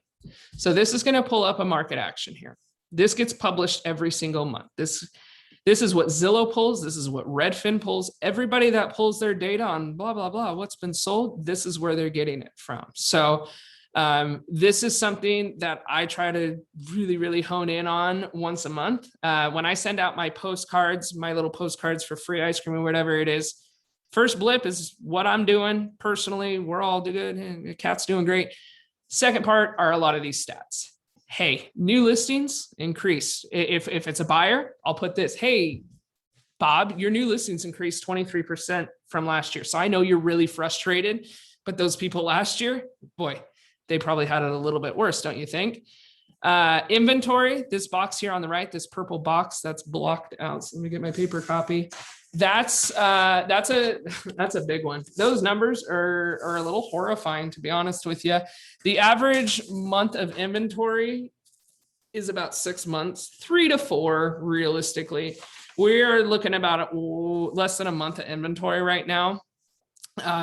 For June. We're going to see this number change in August though. And I know that from a different report, but that's basically saying if in June of 2021, if nobody listed their house starting today, we'd have 0.7 months of inventory and we'd run out. So these numbers are, I mean, RMLS is telling, you know, they've never seen numbers this low. So yes, we're very, very much in a decline of inventory. So again, you know, you meet somebody, oh, I'm kind of thinking about selling. What's keeping you from selling? Or have you ever thought about selling your house? Or do you know what your home's worth? That's a great conversation starter. Yeah, your neighbor next door, he just got $70,000 over asking price. Do you want me to tell you what your home's worth? Sure. Yeah, why not? Good information to have. So this is a great thing you need to be checking every month. You need to know your numbers. I'm not saying you need to memorize every single graph here, but hey, Bob, you're thinking about selling right now? There's 0.7 months of inventory right now. There's about 10 buyers for every one listing. Why would you not? You want to move to Wyoming. What's keeping you from doing it now? Our market's still strong. Interest rates are still great, meaning buyers are paying, a couple of you know, over asking price here. So get your numbers down. You don't need to be a robot by anything, but it's good to be able to spit out some facts here and there. One, confidence. It's going to make you confident, I promise you. And two, it looks like you know what you're talking about. You're not just saying, well, according, I think I saw on Zillow, you know, hey, according to RMLS, the real-time market action, this is what we got going on here. While I have you open up here, let's go back to statistics. This is a fun one. Market trends, market stats. These get a little bit more specific. So let's say you have somebody looking in a very specific area, or, hey, Felicia, when houses in my neighborhood start hitting 500,000, give me a call. Maybe I'll consider selling. So you can pick certain areas if you want to get real specific instead of just Lane County. Play around with all this. You're not going to hurt the machine. But play around with stats, get to know. This is the RMLS has done a great job at making these resources here, but that latest market action is super important, as is this. Everybody should be getting this from the office every Monday. Every Monday this goes out. So it's the total market overview. If you're not getting this, get on the Market Center email or just talk to Tanya or email frontdesk683@kw.com. This is what I show every single buyer, especially my buyers that don't want to listen about pricing. I've also had to let go a couple of buyers this year in the sense that they didn't believe that they should have to overpay for a house.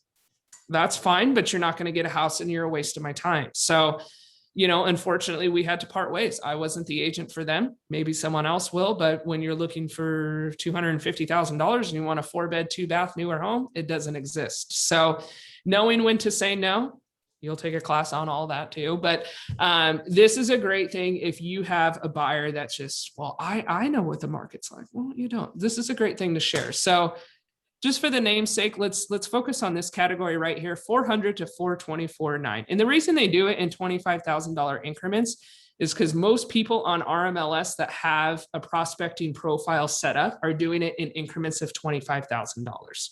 So keep that in mind too when you're pricing homes.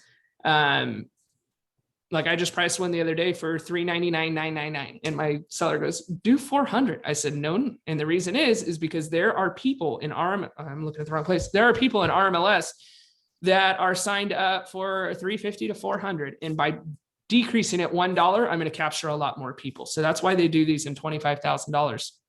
But if you look at this one right here, as of Monday, there were 30 listings in the 400 to 424 range. And this is in Eugene. So there's Eugene, Springfield, Greater Eugene, and Roseburg.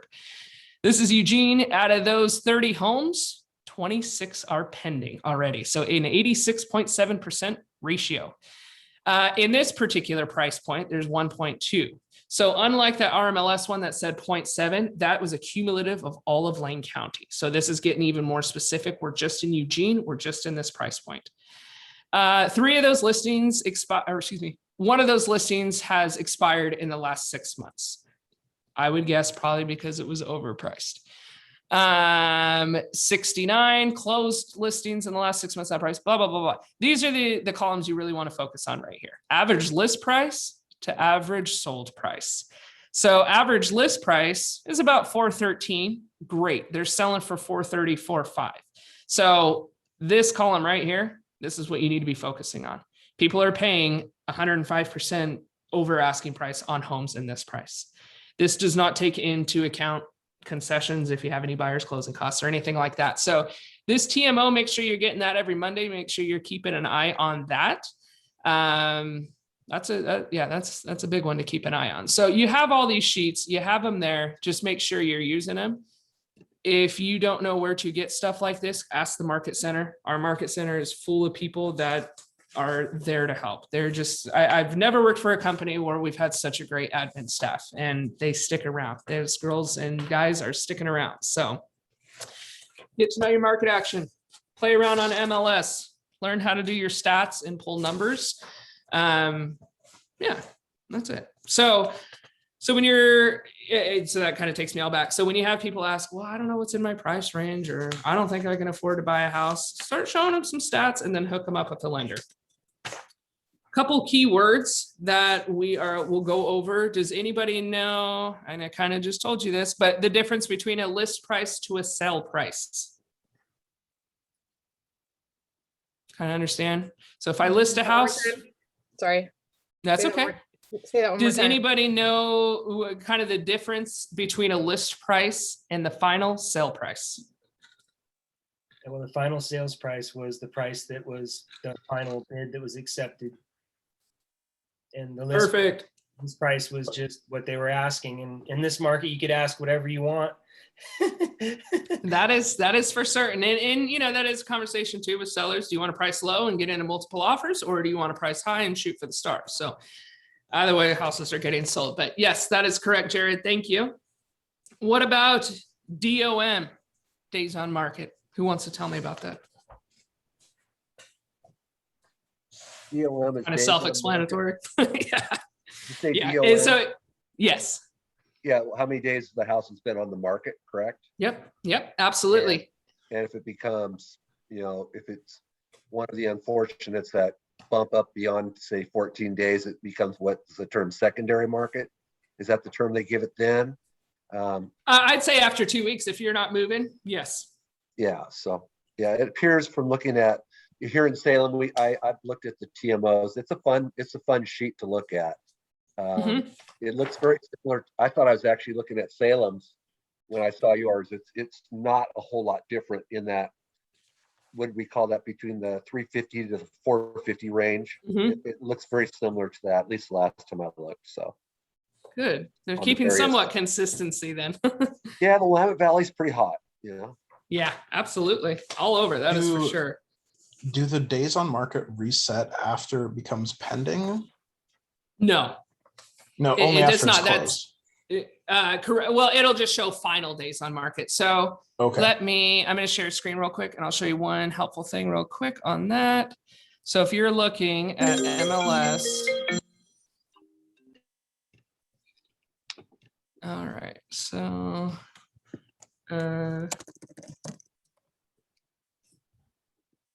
whoops. So here's a pending one of our pending listings. So if you look at history, so this, it'll show you past history, really anything beyond, I want to say it's 96, doesn't show up in MLS because it just wasn't developed. But we first listed this on 6/28, and then it went pending on 7/16. So if you look back at the actual listing, days on market down here. So on day 18, it did go pending. But when this thing actually closes, it'll say total days on market. So that number will probably be 18-45. If it is withdrawn, no, if it's withdrawn, I believe the total number of days still stay on there. Because basically, if somebody had a family in for a week, we don't want the house shown. Withdrawn, I think that it doesn't reset there. If you terminate it or it expires, it resets, goes back to 0. Perfect. Okay, that's all I had to show you there. We talked a little bit about market statistics. Again, you don't need to be a robot, but knowing trends, knowing certain things. If I have a buyer specifically looking in 97402, the KW app, another killer one to have your 97402 filled out, but as well as theirs. You can pull reports. Hey, there's 33 homes, 28 of them are already accounted for. They're already pending. So just, pick your neighborhoods, especially if you're going to be a specific. If you're a realtor that says, hey, I'm only going to do Eugene, Springfield. I'm not trying to go to Roseburg. I'm not trying to, go to Crestwell or Cottage Grove. Pick your areas, become masters of your areas until you can really start to broaden all around. I grew up in Eugene and I moved away for 10 years and my heart dropped when I moved back about how different this town was, Springfield especially. So when I first moved back here, I made myself live in Springfield for 2 years because I didn't really know the neighborhoods. So get out, drive around neighborhoods, start peeking around, keep an eye out for sale signs, give them a call. So we talked about market stats. Those are also good to know for your FSBOs. Your FSBOs don't have access to TMOs, total market overviews. They don't have access to RMLS. So when you're hitting up your FSBOs and giving them, your value and what you should be doing, throw out stats. Hey, actually first sale by owners tend to leave 20% of the money on the table or whatever that number is. But know your stats. They're good to know. School district information. That's another one when you're going through buyers' wants and needs. School districts are very important. And I always stress them whether you have kids or not. A big shock for me when I moved back, the Gillum area is all of a sudden the hot area. When I left here, Southwest Eugene, Churchill, Southeast Eugene, South Eugene School District, those were the big ones. Sheldon is a big one now. So, the town is constantly growing, communities are constantly changing. But yeah, keep an eye out on what's going on with the neighborhoods here in town. Since I'm not going to put you into breakout groups, there are, if you guys are following along, looks like page 18, we need to research your stats. So again, go to RMLS, pick one neighborhood and become a master of that neighborhood. When you feel comfortable, move on to the next zip code, then do 97404 or whatever it is. But definitely do some researching on your own on that RMLS. So I'm not going to break you into groups. Back to kind of the A, B, and C buyer conversation. First thing you need to do is you need to qualify them. That was a huge learning mistake. I probably spent 100 hours on 3 different buyers that were never really serious when I first started. They had good talk. I'm very easily convinced apparently, but waste of time. So who are they qualified with? That should be your number one question. Well, we haven't talked to a lender, but we know.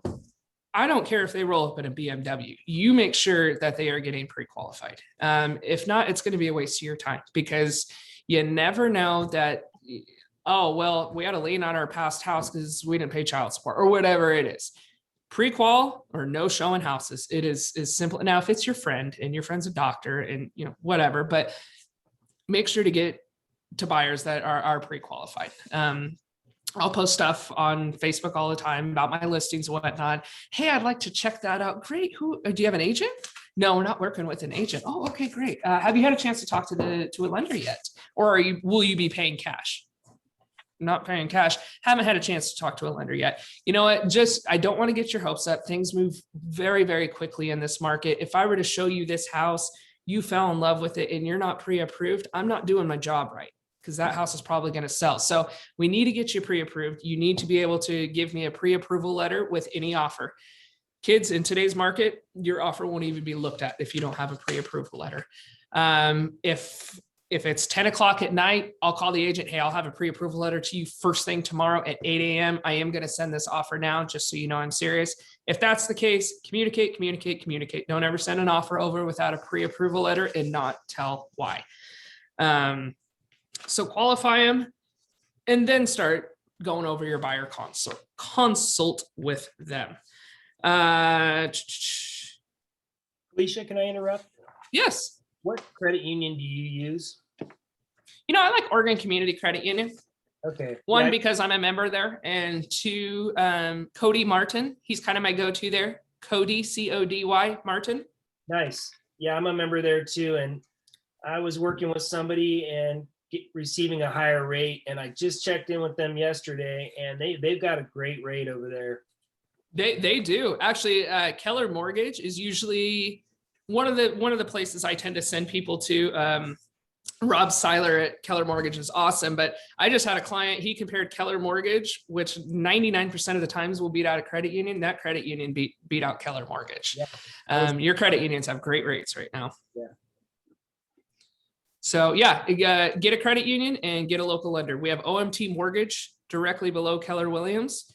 I've worked with a lot of those guys in there. J.R. Irwin, he's a great guy to be working with.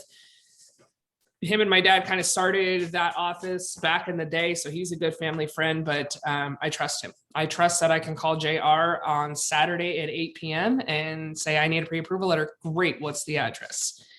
Got to have a lender that doesn't work 9 to 5 hours, kids. So there's a few things when we go over buyer qualifications. We want to discuss 7 different things with them. You want to discuss the price. What's your price range? What has the lender approved you for? What's your motivation? Is your lease up in 2 months or is your lease up in 8 months? If your lease is up in 8 months, I'm probably not going to be showing you houses right now. And the reason is because none of those houses will be around in 8 months. I will gladly start sending you homes so you can start familiarizing yourself with the neighborhood. Now, if I have a client that's buying in 8 months, it's, I really just want to see this house. I just, I want to know if I need a basement or not. Cool, let's go check it out. But if they're telling me they're not going to be ready for 8 months, I'm not going to spend Saturdays with them on a regular basis. They are my BC buyers at that point. So price, motivation, location, where are we going? Do you have a certain area? Oh, your kid needs to go to Marist? Great. Now you know what area you need to be looking in. Wants and needs. I always have every buyers do this, whether they're a single, whether it's a couple, wants and needs, because you're going to find that they change over time. especially if you have a couple. One of my disastrous clients was a husband and wife that couldn't agree on absolutely anything. So I had them write out wants and needs list, and none of them matched. And they just kind of realized that maybe it wasn't a good time to buy it. They called me 6 months later. They had each kind of given up certain things. So wants and needs are important. You need a master on the main level because you have knee issues. Perfect. Take note of that. RMLS, you can be so specific with criteria. It's ridiculous. Wants and needs timeline. Again, when are we moving? When do you need to move? Oh, your kid starts college next month. We need to find a house now. Cool.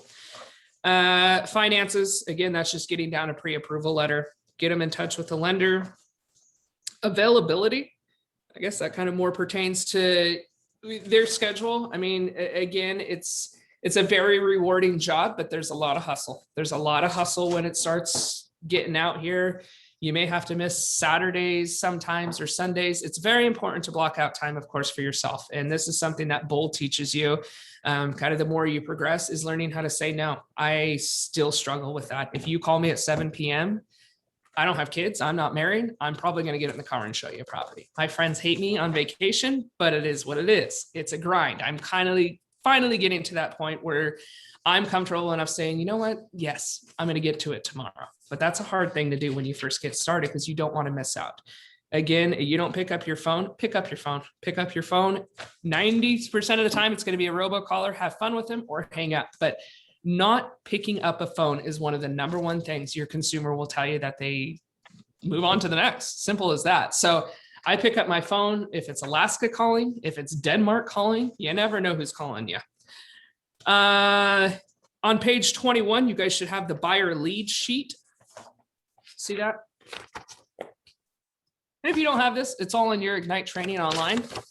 This is just, again, it's kind of script practice. I don't suggest you take this to every single one of your buyers and say, well, fill this out for me. You know, what is it that you're looking for? These are things that you just need to mentally start embedding into your bank of things you should be asking.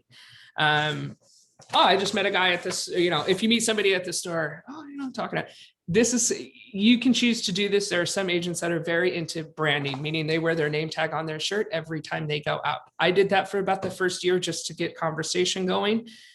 If you want to brand your car, that's great. If some of you have questions about branding, Matt Kendall in our office, Eugene office, he's got the office. It's got like Oregon duck lights on the window and whatnot. That dude is a genius when it comes to branding and marketing. His truck is pimped out with Matt Kendall stickers all over the place. He does it in a way that I think it works for him. Now there's a couple realtors here in town that have painted their cars like animals. I wouldn't do that personally, but whatever works for you. But if you're having trouble getting conversation started, order a name tag from Trenda. They're nice. They're not just, they're really nice name tags, and wear it out and about. You'll be surprised. Oh, you're a realtor. Perfect. Even better now that half our face isn't covered up with a mask. So always be talking about it. Always be talking about it. You know, yeah, I always like checking out of a grocery store. Hey, how's your day going? How's yours going? Hey, you know, mine's going really good. Actually, I just closed on a house. So I'm picking up a bottle of champagne. I'm going to go home and celebrate. Oh, yeah. Well, oh, you're a renter? Hey, you know what? Just hit me up sometime about renting. Your renters right now are blown away at how much money they can save rent versus a mortgage, especially in this market where the rent is just through the roof. So good thing to go over, guys. A few questions here. You know, has an agent taken out and shown you properties before? Simple. Are you working with an agent? No. Good. There's your next conversation point. Is there anybody else buying the home with you? That's an important one. And the reason I tell you that is if you have husband and wife, wife, if there are two people buying the home and there's only one person going out with you, when you go to make that offer, all of a sudden number two is going to come in. So whether you're taking a listing and you're going to sit down, is everybody on title going to be present for the listing appointment? No. Well, I want to come back when both of you are present. Same with buyers. Now you're going to get the occasional, well, husband doesn't really care, right? But if you don't see husband or see wife ever, hey, do they have any wants and needs? Does he need a shop? Does she need a she shed? Whatever it is. So again, make sure, you're just doing overly communicating. Are you renting? Yes. Take that conversation, run with it. How are you financing? Blah, blah, blah. Again, A, B, and C buyers. This is page 23, guys. When you meet your buyers, rate them out. I call my Facebook buyers C buyers. There's a lot of C buyers on Facebook that, I'll post something. Oh yeah, husband and I are thinking about buying. Oh, cool. Well, hey, I'm going to send you a private message. Just throwing out. I always have all my capture information in any message I send. Again, I don't get a lot of responses, or they try to sell me on essential oils or whatever it may be. Hear them out. So if you have people that are friending you on Facebook and they're trying to sell you lipstick, whatever, hear them out, because you're going to turn around and try to sell them on something. So I don't mind main level marketing. Sometimes I get sucked into it and end up buying stupid stuff I don't need to buy, but at the same time, hear them out. So A buyers, these are your buyers you're going to be meeting out at the property tomorrow. They are ready, they're able, and they're willing to purchase. They've been pre-approved, they have the motivation, they're ready to go. Let's do this. They'll be under a contract in a matter of weeks. So your next month is to get Bob Smith into a house. He's your A buyer. Your B buyers, they are ready and willing, so they're pre-approved, but they're just not there right now. Something has to happen first, meaning they need to sell their house. They need to wait for their lease to be up. They need to wait on taxes or whatever it may be. So they're qualified. You've talked to the lender. They're ready to go. They just need to sell their house. That's the best buyer ever, because now you got to sell a house and now you got to buy a house. Now you got two deals to go with. Then your C buyers, tire kickers. Those are your people that come through your open house that are there to get HGTV ideas. Those are your people that constantly comment on your page, but they're never going to move. So, they have no immediate need. They have not been pre-qualified, or they're just reaching for the stars. Like I said, I have that C buyer I've been working with for 4 years. He's actually a good friend now, and he's hilarious. He wants something that doesn't exist, but who knows? You never know. So A, B, C buyers, get your buyers in order there. Make sure you're not going out and spending your Saturdays with your C buyers when your A buyers are right there, ready to go. When buyers are getting pre-qualified, this is something that a lender either hits and misses when they go over with it. You need to go over closing costs and prepaids with your buyers. Now, every once in a while, you get a buyer that, I just bought in the last 5 years. I know what I'm doing. Great. You still need to be there for them. Most buyers have absolutely no idea what they're doing. And that's okay, whether they're 18 buying their first home or whether they're buying their first home at 60. Just go through the process with them. So when you're talking about, and especially for VAs are a little bit more difficult right now because there's zero money down. And that's just the way of their loan. But when we're in multiple offers and we have a VA that's putting zero money down and a guy that's putting $200,000 down, your seller's going to very heavily lean this way. So really with your vets are the ones that really don't understand how this thing works. So when you're talking to vets, and this is something the lenders that make me want to squeeze sometimes, but if I'm a vet, hey, my lender said I should be asking for closing costs and getting them paid. You're not going to get them paid. What you're going to have to do is come up in sales price. So if your house is $400,000, you want $15,000 in closing costs, you need to be offering $415,000 at the minimum. That's if no other offers are involved at the minimum. So make sure you go over closing costs and prepaids. This is not the market to be asking for them if they absolutely do not have to. Closing costs and prepaids are not part of your down payment. So that needs to be very clear with your person as well. And then earnest money. So, there are costs that could be, taken care of by a seller. If you're in an offer situation with 10 offers, less is more. Try not to ask for things. What's a prepaid? Question? Oh, sorry. I'll start with Aisha. Closing costs and prepaids are both a buyer and a seller will have them. Buyers, these are lender fees, title fees, property taxes, because property taxes get prorated. They could be appraisal fees, all sorts of stuff. We typically like to ballpark and say closing costs and prepaids are about 3% of the sales price. So if you have a $300,000 house, give or take $9,000 in closing costs and prepaids. So what's the difference between a closing cost and a prepaid? Like prepays, it could be like prepaid taxes, because our calendar tax year runs a little different. It goes from June to July. So right now, my deals that I'm working with that are closing into July, I have buyers owing sellers money. It's kind of how that works right now. So Yeah, prepaids could just, they kind of just coincide with each other, but kind of like escrow and title. Those are the exact same thing. Those are the exact same company, but closing costs and prepaids are just stuff you could pay up front. Closing costs have to do with title fees, lender fees, anything additional, appraisal fees, things like that. So it's very, very important to go over these. They don't get rolled together though. Like you pay the prepaid first and then the closing costs get paid at the end. No, you kind of just pay everything at the end at the table. So, Okay. you know, the escrow company, actually, I could send you that here real quick.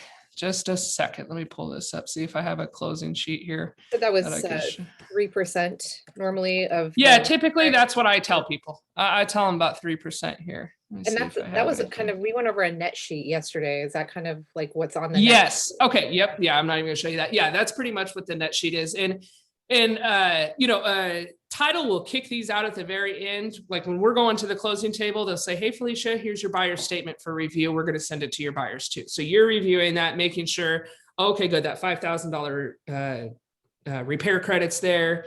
Your title fees look good, blah, blah, blah, look good. So if you have a buyer, and this is something I always offer to a buyer too. Well, how much is this going to cost me? Hey, I call Sarah Peterson at Cascade Title, my go-to girl. Hey, we just made an offer on Ash Grove Loop. We got it accepted. It's a $400,000 deal. These guys are putting 10% down. Can you just run a statement sheet for me so they have an idea of what they need to come to the table with at the end? She'll say, of course, you know, fill it out, blah, blah, blah. Here's your statement sheet. This number is not exact, but that's kind of an idea. So your buyers will ask you for those if, and they can be done. So make sure to get those for them. Jake, I believe you had a question.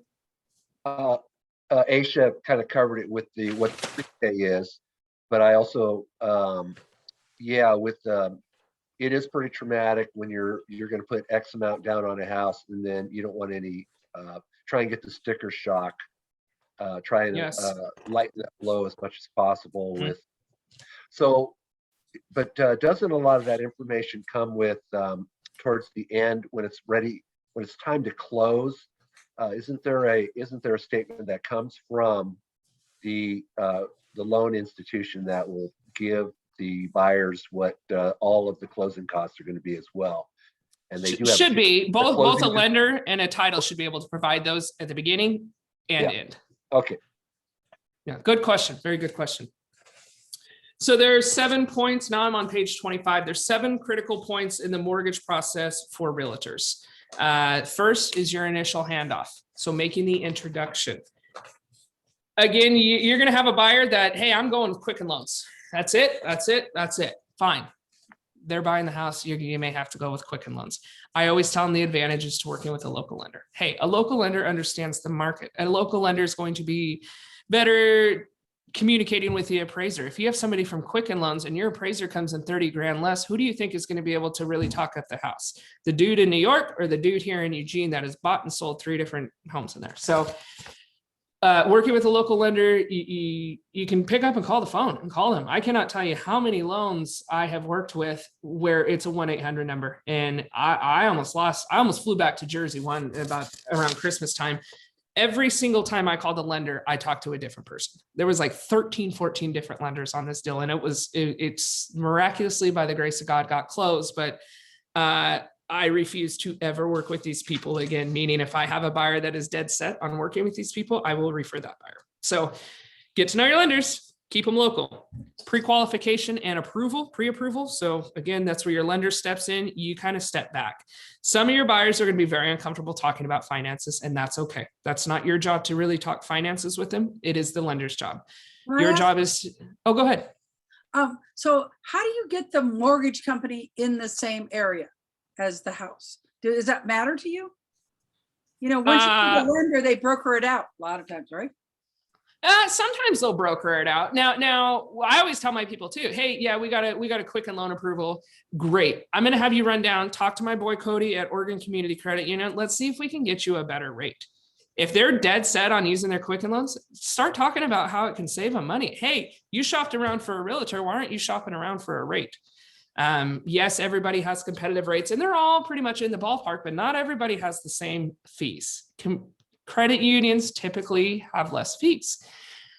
Do they work for every single house? No. So that's where my other lenders come in. So yeah, like I said, you're going to have buyers that, hey, we want to use this, Go through 1 week of working with Quicken Loans. They may back out themselves. They may say, hey, we got an accepted offer. We can't get a hold of our lender. Cool. Let's switch out.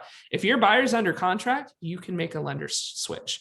I don't recommend doing it, but it can be done and it should be done immediately. I did have that happen. One time my buyer went in with Rocket Mortgage. We couldn't get a hold of anybody. Boom, boom. I set him up with JR OMT Mortgage, lender switch, let the selling agent know, or excuse me, the listing agent know, and they were actually more comfortable with it. So you can switch it out, but I just be very wary about who you're using for your lender. Make sure that they pick up their phone. If you're using Rocket Mortgage, great. I want your cell number. Well, I want your cell number. We are in different time zones. Things happen fast and furious. I want your cell number. No.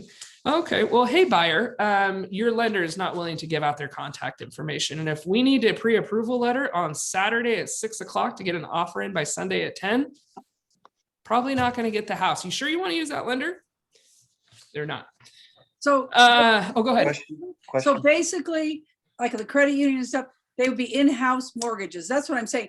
The buyer wants to mortgage within the area, not in Washington or Connecticut or something. Correct. Now mortgages do sell. They do sell off. So when you close a mortgage, like when I bought my house, my mortgage got sold, I think within 6 months to Wells Fargo or whatever it may be. So yes, they do all the mortgages in the house, but I do, and the lender should be having this conversation, but you can always reiterate, hey, your lender may be Caliber Mortgage when we first start, and then it could be sold off. It's not going to change your rate. It's not going to change anything. Okay, you can't really guarantee that.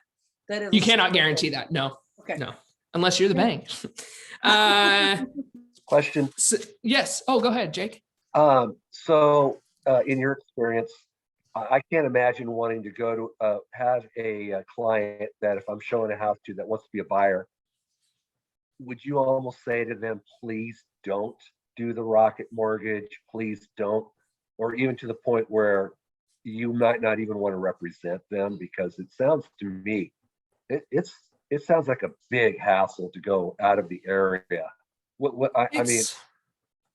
I would never, there's one certain company I will never work with, period. Just hands down, I will refer the buyer out. If there's just no way around it, go with it. Try to stick it out and hope for a successful transaction. When I get in with these Rocket Mortgage lenders or whoever, we're not face to face, I set the expectation right in that first email. Hey, here's our accepted offer. We have this going on. We have inspection going here. I'd like your cell phone number. I understand you're in a different time zone. You're not in my area. I want to be able to reach you on the bat. I CC my buyer on that email too. So I'm setting the expectation with that lender right off the bat. If they don't respond to that email for 3 days, I'm going to be making some phone calls. So you can't always pick who your buyer is going to work with. I just, especially if they're interviewing realtors, if you're interviewing realtors, which you get to work for me for free, why are you not interviewing other lenders or, comparing rates, buying discount points? We may have a lender over here that's not offering discount points. You may have this guy that's offering discount points. Go over here. So I just tell people, I'm like, this is the biggest purchase of your life. Do you not want people you can trust? That's a line I use too. Oh, we're thinking about for sale by owner. This is the biggest purchase and sale typically of their lives. If I need a surgery, I'm not going to try to wing it in YouTube and figure out how to correct my broken ankle, so use analogies, but this is a big expense. So know your value. Did I answer that pretty well for you, Jake? Can I ask you a question about Sorry, about Cal Mortgage. Is that a local company? Like if you were to recommend that, because I know that it's a national company. So if you recommend a client to use Cal Mortgage. That's a good question. So they do not have local offices. Keller Mortgage, it's kind of a catch-22. Rob Seiler, Siler, is the most fantastic person at Keller Mortgage.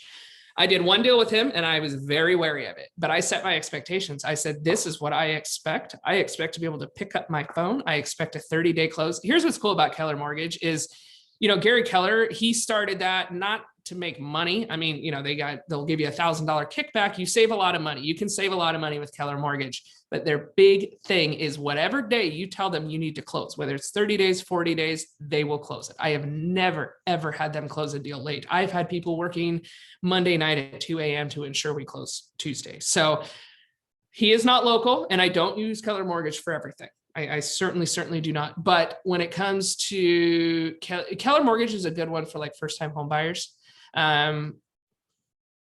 VAs, they can also do VAs. I like them because they kick back credits. They charge a lot less than your traditional lender. But sometimes their points don't match up, which is what the case was with my client in the credit union. So it's good to shop around.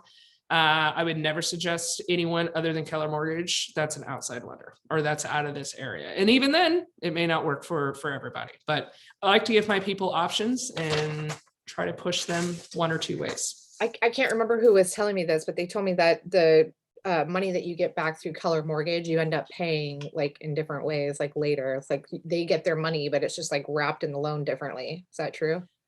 I haven't had that personal experience. My dad used Keller Mortgage. He just bought a rental and he got $1,000 just straight up. So That's cool. Good to know. yeah. But again, you know, every buyer is different. Every credit score is different. You know, it's good to shop around. Yeah. So again, with the lender, pre-qual expectation setting. What do you expect out of them? What do you expect for your client? Again, your name is tied with that lender. So even if the lender blows it, they're still going to remember that you were part of that deal. Reinforcing loan requirements to the buyer. This is something that I have to give a kick here and there to my buyer once we go under contract. Once we go under contract, you kind of step away, you know, you're in charge of inspections, you're in charge of all that, but then they really focus in with the lender. So I'll have lenders calling me, hey, your buyer still has not gotten me his latest tax statements, whatever. Hey, Spencer, get your butt down there and turn those in. So making sure, hey, I'm not going to be sending you so much stuff now that we're under contract, but if the lender's asking for stuff, we need to get it to them. You know, no lagging. We got a close date and we got to get there. Always talk about unexpected events.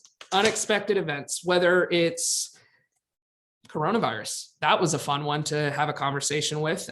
You know, last March, we had no idea. I was like, I'm going to have to find a new industry. This is going to, and I just had the best year ever. So unexpected events can go good or bad, but never, ever, ever congratulate your buyer on a close until you close. So if you get an accepted offer, celebrate it. Celebrate every milestone you can. We made it through negotiation repairs. You're getting a new roof.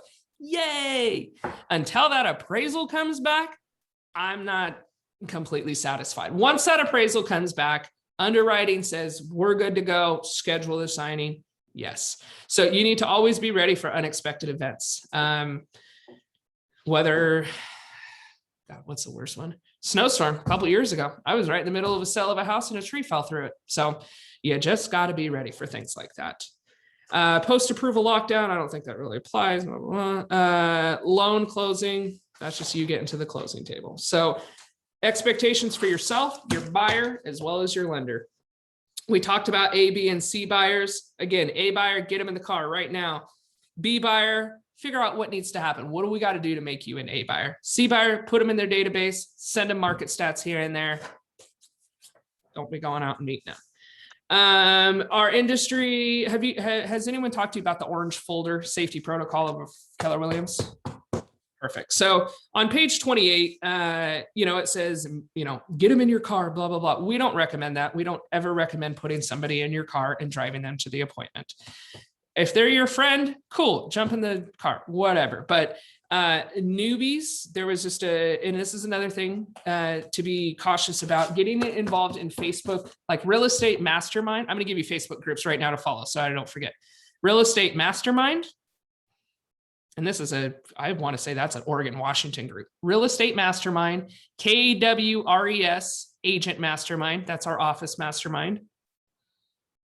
KWRES Agent Mastermind. Real Estate Agents of Lane County. And Lane County Open Houses. You can't find an open house to do in our office. You go on that website or that group and tell them, hey, I'm looking to do an open house this week. You're going to have about 18 people contact you. What was that last one called? Lane County Open Houses. Okay. Thanks. So get involved with those groups, but back to that real estate mastermind group. Somebody posted the other day, it was a woman who got a call from, hey, I saw your sign. I want to go see your property. She drove out, showed him property. He blocked her in. It was country property and her car was completely blocked in. So it was a little gate. She was near the house and this truck blocked her in. She remembered she had her son's BB gun in her car and that saved her life that day. Come to find out, this awful buyer, if you want to call him that, has done it now to multiple people here in Lane County. So be cautious, be absolutely cautious. I don't care if you're a man or a woman. If that person sounds creepy, you take somebody else out. Ladies, especially, there is always a male agent in this office that will go to an appointment with you. No matter what. You post it on KWRES Agent Mastermind, you send it to the front desk girls. Hey, I got a call. I'm just not worried. We're going to find you somebody. Not to worry. We will accompany you. When in doubt, don't go. Just simply don't go. If you are ever at an appointment and whether you know the person, whether you don't, you're getting an uneasy feeling or an open house. Open houses, real quick side note on that. When I do open houses, I always say we and us. Come see us, come see. We can't wait to see you at an open house. I don't ever let people know I'm sitting there by myself at an open house.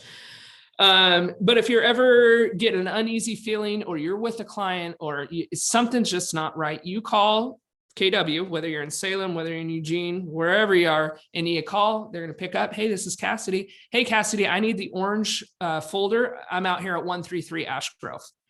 That word orange folder, they're going to call the cops and they're going to send somebody out to that address. So make sure you always say where you're at. Hey, did I leave that orange folder on my desk for 133 Ash Grove Loop? Cassidy's going to say, are you okay? I'm going to say, no, yeah.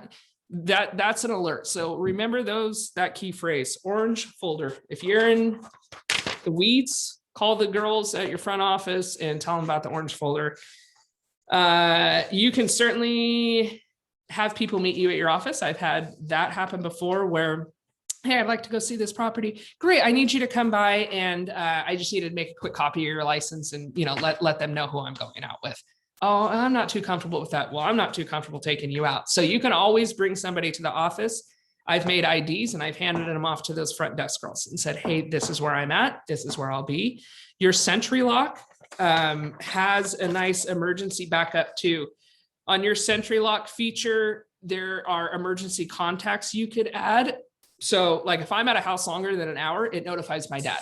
It says, hey, Felicia has been showing this house for an hour. He immediately calls me. Hey, are you? Yeah, I'm okay. I'm fine. If he doesn't pick up, he's going to keep calling. So it's good to have an emergency contact established in your Sentry Lock, especially if you're out in the boons or people don't know where you're going. It's good to have that. If somebody gets you, they're going to find you. So buyer consultation. Now we're getting into more of the in-depth look of what you're going to be talking to about them. A buyer consultation. Now, whether you choose to print out all this and take this to your buyers or just start memorizing it, making a little, maybe 1 or 2 page thing about yourself, that's fine too. But these are just things that you really need to be highlighting when you're at these consultations. Of course, what is it they want? Dive into their needs, their wants, their motivation, all that. Showcase your services, tell them about you. A lot of, that's why I always ask who's in my class. I want to hear a little bit about you guys. Hey, I come from a background of this.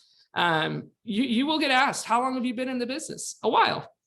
Don't lie. Don't say 20 years or, if you haven't been in the business, don't say mine is long enough, but in a good way, so showcase your services, tell them what you did in the past. If they ask if you're a new agent, I am, but you know what? This is what brought me here. I have this and this and this and this to offer. That's what just really brought me here and made me think I'd be a good agent. And then walk away with a signed agreement. Get that buyer signed agreement. Now, the buyer signed agreement, it's kind of a hit and miss. Some buyers are very wary to sign anything with you. You stress, hey, you don't owe me a dime. Buyers agents, we get paid from a seller. So, this thing right here, what you're signing, it's ensuring that I'm not wasting my time either. You're not going to waste your time. I'm not going to waste my time. If we put a date on this buyer agreement, sorry, I'm looking for it, of 3 months from now, and you decide in a month that I'm not working for you, you take it, rip it up, start over, go find another agent. So Some people are very wary to sign a contract, and that's fine. But just ensure that, hey, I need to know that you're also going to be exclusively with me. That you'll get a buyer once in a while. I was in the office the other day talking to another agent, and I was like, oh yeah, I met this buyer the other day. Hey, is that the person in Harrisburg on Arrowleaf? Yes. Good. That buyer's talking to like 10 of us agents. So, they wanted to go see a house with me. And I said, hey, I actually ran into another agent. It sounds like you're working with them. Well, I'm not working with anybody. At that point, I'm going to say either you sign a buyer service agreement with me, or I'm not going to go. You don't want your time wasted either, because one, it'll take away from your A buyers. Don't waste your time with people that aren't going to give you theirs. You got eight steps of a buyer consultation. You set the stage. You have one chance to make a good first impression. So what are you wearing to your buyer consultation? Are you dressed nice? Are you in sandals and a shirt with holes in it? So first impressions are everything. I'm not saying you need to all be wearing suits by any means. There are some very, very casual realtors out there, and it works for them. It doesn't work for me. I get set in the mood when I dress up. I know I'm going to do business. When I wear a t-shirt, I just don't feel I can perform my best. I don't feel confident in that. So you get one first impression. Listening, listen to your buyers. They may be saying stuff that's outrageous. We want a castle for $250,000. Let them get through everything and then pull out your stats. Say, that sounds like a really good house. This market's crazy. So we're probably not going to find that, but let me show you some stats. Let me show you what you'd be looking at. Bring out, the next time you meet, or if you know ahead of time what their budget is, print out some comps. Hey, these are the 6 properties that I found in the Gillum area that met your criteria. Keep these with you just so you kind of have an idea. If they're interviewing other agents, always ask if they're interviewing other agents. If you have a buyer consult and they're interviewing other agents, go with that buyer signed agreement. Go in there and try not to leave without it. And oh, we're interviewing other agents. I get it. Let's just sign it now. And if you find another agent you like, rip it up, throw it away. Try to get that thing signed. But if they're interviewing other agents, you're going to want to know, and try to know that before you go to the house, because you want your package to be perfect. If you know where they're looking, take comps. Get a dollar binder from the Dollar Tree. Take them comps. Take them this is the value I bring. This is customer testimonials. As you guys start getting those under your belt, hey, this is whatever it takes to get them there. So setting the stage, that's the big one for you. It's all about you. It's all about them. What are your dreams, your wants, your wishes, your timeline, your motivation? Who's moving with you? Oh, you have a son in a wheelchair? Okay, we need a single story home. Educate your buyers. That is so important. Again, that is something that I will work with a buyer that worked with an agent in the past, and oh my God, thank you for telling me how this goes. I always tell my people, I will check in with you pretty much every day, even if there's nothing to say. Hey, Mary, no update today. Have a great night. I'll talk to you tomorrow. You'll have buyers that are very needy. I have my lovely buyer and seller right now, Mary, she calls me 3 times a day. Just wants to check in. She's a nurse. Take that personality test, that Briggs-Meyer personality test, because then you're going to really start to figure out personalities too. But some buyers need that. I have another buyer. I talked to him 3 weeks ago when we got our offer accepted, and he never did an inspection, never did anything like that. So, educating your buyers what you expect from them and also what they expect from you. Hey, this is the process. You're going to go get pre-qualified. We're going to go look at a house. We're going to get it under contract. We're going to go inspections. We're going to do appraisal. We're going to the closing table. So giving them a timeline is more helpful than you think. Again, closing costs, prepaids, educate them on all that. That way, they have expectations from you, but you also have expectations from them. 6 steps to buying a home. Again, go through all this in detail. Just, you don't need to give people this, but just starting to understand the verbiage and the lingo and how to present these things to themselves. Yeah. And then number 3, cover the mortgage and loan process. We just kind of covered that. So, being very thorough with them. Hey, this is what it looks like in the lending department. Again, I have expectations of my lender. If I find out that a lender is not communicating how they should, I'm going to pick up the phone and I'm going to call that lender and I'm going to say, hey, they had no idea they were supposed to bring this in, and now you're saying it's due tomorrow and they can't get it for 3 days. So again, establishing a very trusting relationship with your lender, because your lender is huge in any deal. Describe making an offer and negotiating. So again, you want your market stats. If you have a buyer that says, I am not going to pay for anything over asking price, bust out your TMO and tell him he will never get a house unless he listens to you. You hired me. I am the professional. You need to understand, why we are approaching this offer the way that we are. Before I make any offer, especially in a market like this, I will call the listing agent and I will say, what does your seller need? Well, they want the best and highest price. That's always, obviously a given, but do they need a courtesy occupancy? Do they need 5 days to move after close of escrow? Do they need 2 weeks? I just had a buyer give a seller 45 days courtesy occupancy. But that's what it takes to get sometimes the deals, we were up against 12 other offers and nobody wanted to do that. But my buyer has a lease till like October. So he's like, I don't care. He stays as long as he wants. Calling the listing agent. What is important to the seller? What is it that they want? Yes, they want money. Do they, is it farm property? Are you dealing with well and septic testing?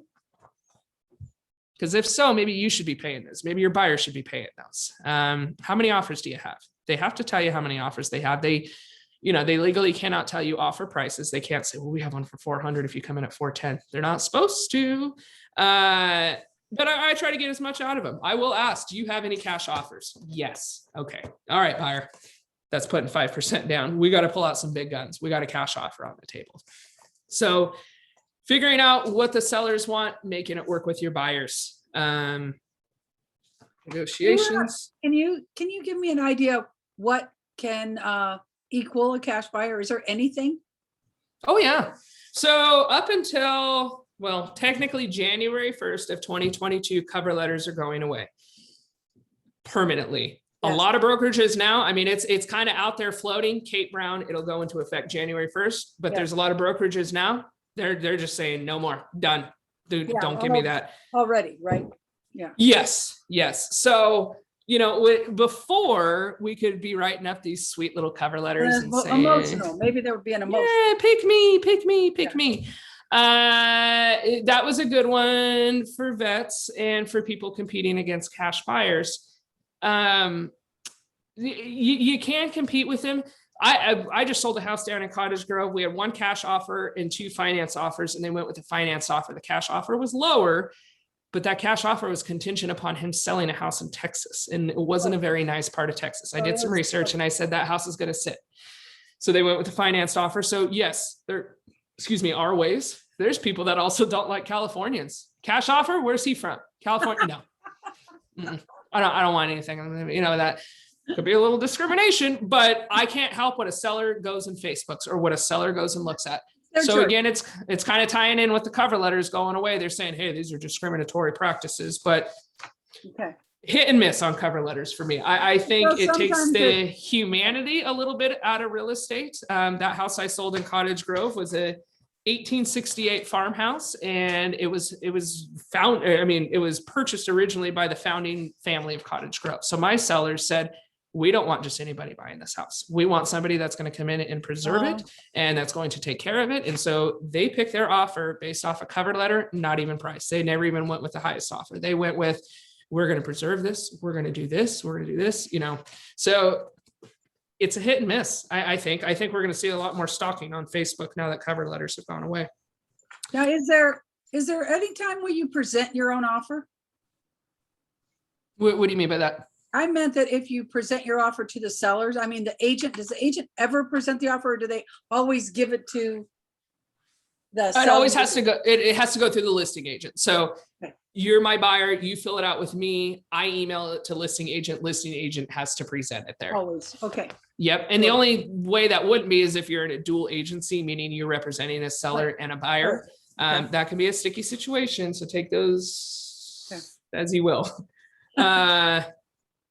So yeah, last point, make an offer, negotiate, explain closing. We talked about that. Hey, negotiation repairs. We have buyer repair addendum. We have appraisal, underwriting, I always have my lenders explain closing on their side. Closing on my side, yes, we all end up at the same place, but steps on my closing are different than the lender. So have your lender explain how the closing works with them.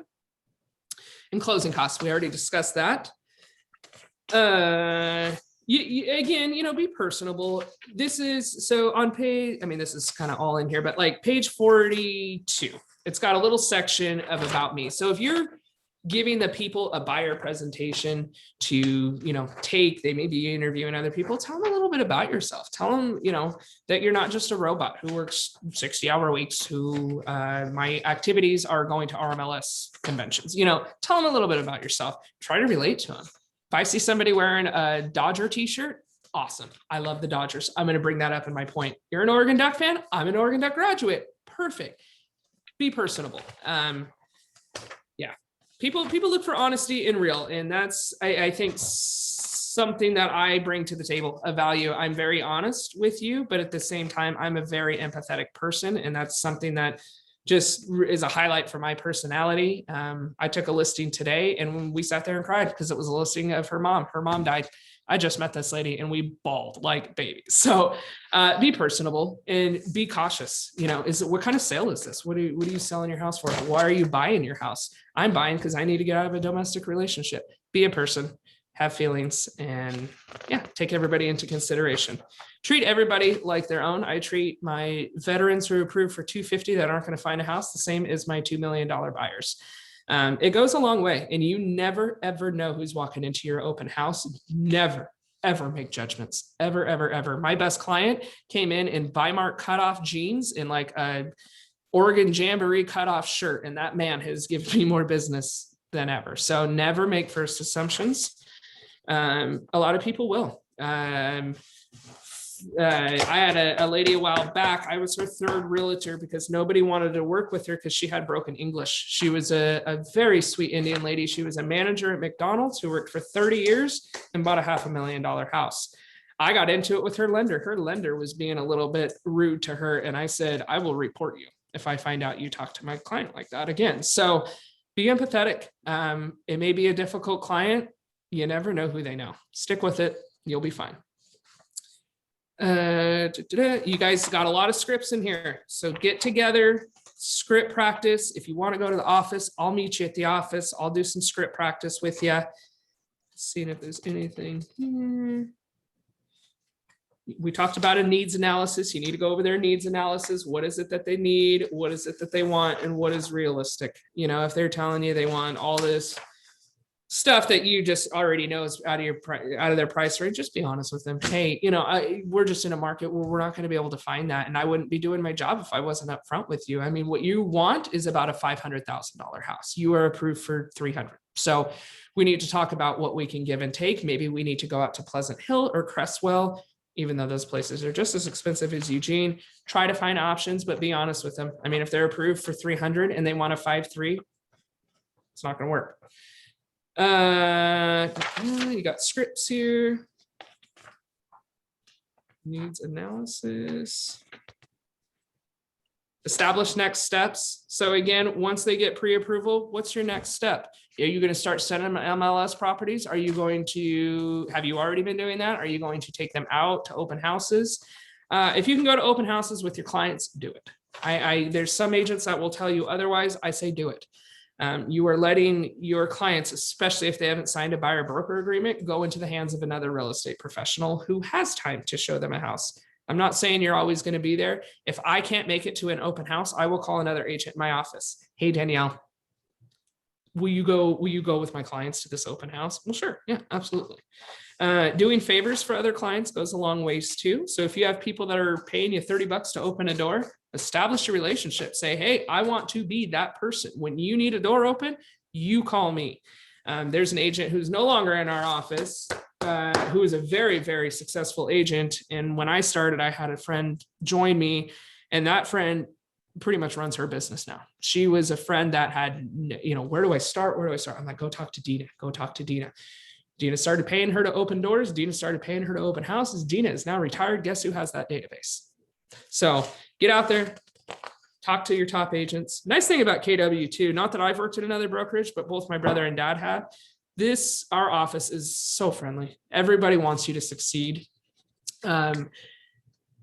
if, you know, we're competing against a listing and I don't get it, well, you know what? Congratulations. I'm glad you got it. You know, I just, KW goes a long way. You can always ask for help there. So don't ever feel like there's no stupid questions. If there were, I would have been fired a long time ago. So always ask. It's much better to say, I don't know, than to give an answer you do not know. You can always say, I'm like 90% sure, but let me just double check. Be honest with your people. So yeah, that's kind of the buyer consult and how you're going to go with that. Again, you guys have some scripts in here. I would definitely suggest partnering up or at least making a phone call. Take 10 minutes with each other. Take 5 minutes with each other and do one script. I'll call you in 2 days. Let's move on to the next script or whatever it is. Just saying it out loud, getting in front of a mirror, go stand in front of a mirror and do your scripts. I think it's better when you're doing it with a partner, but you know, get your scripts down. We talked a lot about confidence and the lack of it. I still have lack of confidence. And, you know, when I'm feeling, oh, man, I don't know if I should do this. Or if I know I'm competing against other agents for a listing. I had this happen a while back. I was competing with 2 very top agents. One of them was in our office and he's a very good friend of mine. And when I found out he was doing he was going in after me, I crumbled a little bit. And I said, you better pull it together. You were going and interviewing with these, you know, these clients and he's got 20 years on me. Doesn't matter. Get in there, pull it together. And I won it. So it's just about being confident, carrying yourself in a way that you trust yourself too. You know, at the same time, be confident, but don't be cocky. No one needs a cocky real estate agent. We're about up there with lawyers on some people's list. Yeah, that's kind of the buyer consult there. Do you guys have any questions about things I went over there? Any ahas from the day? Anything that I've said or that we've talked about that you're like, oh, that was a really good point. You said that once a week you do a business post, a personal post, and a statistic market share. Where do you try? I've been very naughty about my Facebook lately, but yes. So RMLS statistics, you'll pull your statistics from there. If it's like mid of the month and you're like, oh, there's nothing new, go back to Monday and pull out your TMO reports. Go to canva.com, slap those things on a 1-page decorative thing, put your headshot, put your contact information, boom, you've created a free flyer. Sean Mitchell at Fidelity National Title. That's the Fidelity office. I'll give you his email in just a second. That's the office downtown. Ask him about Breakthrough Broker and get connected with Sean. Let that man take you out for coffee. His email is Sean, SEAN .Mitchell, MITCHELL at FNF.com. And I'll put it in the chat box here. At FNF.com.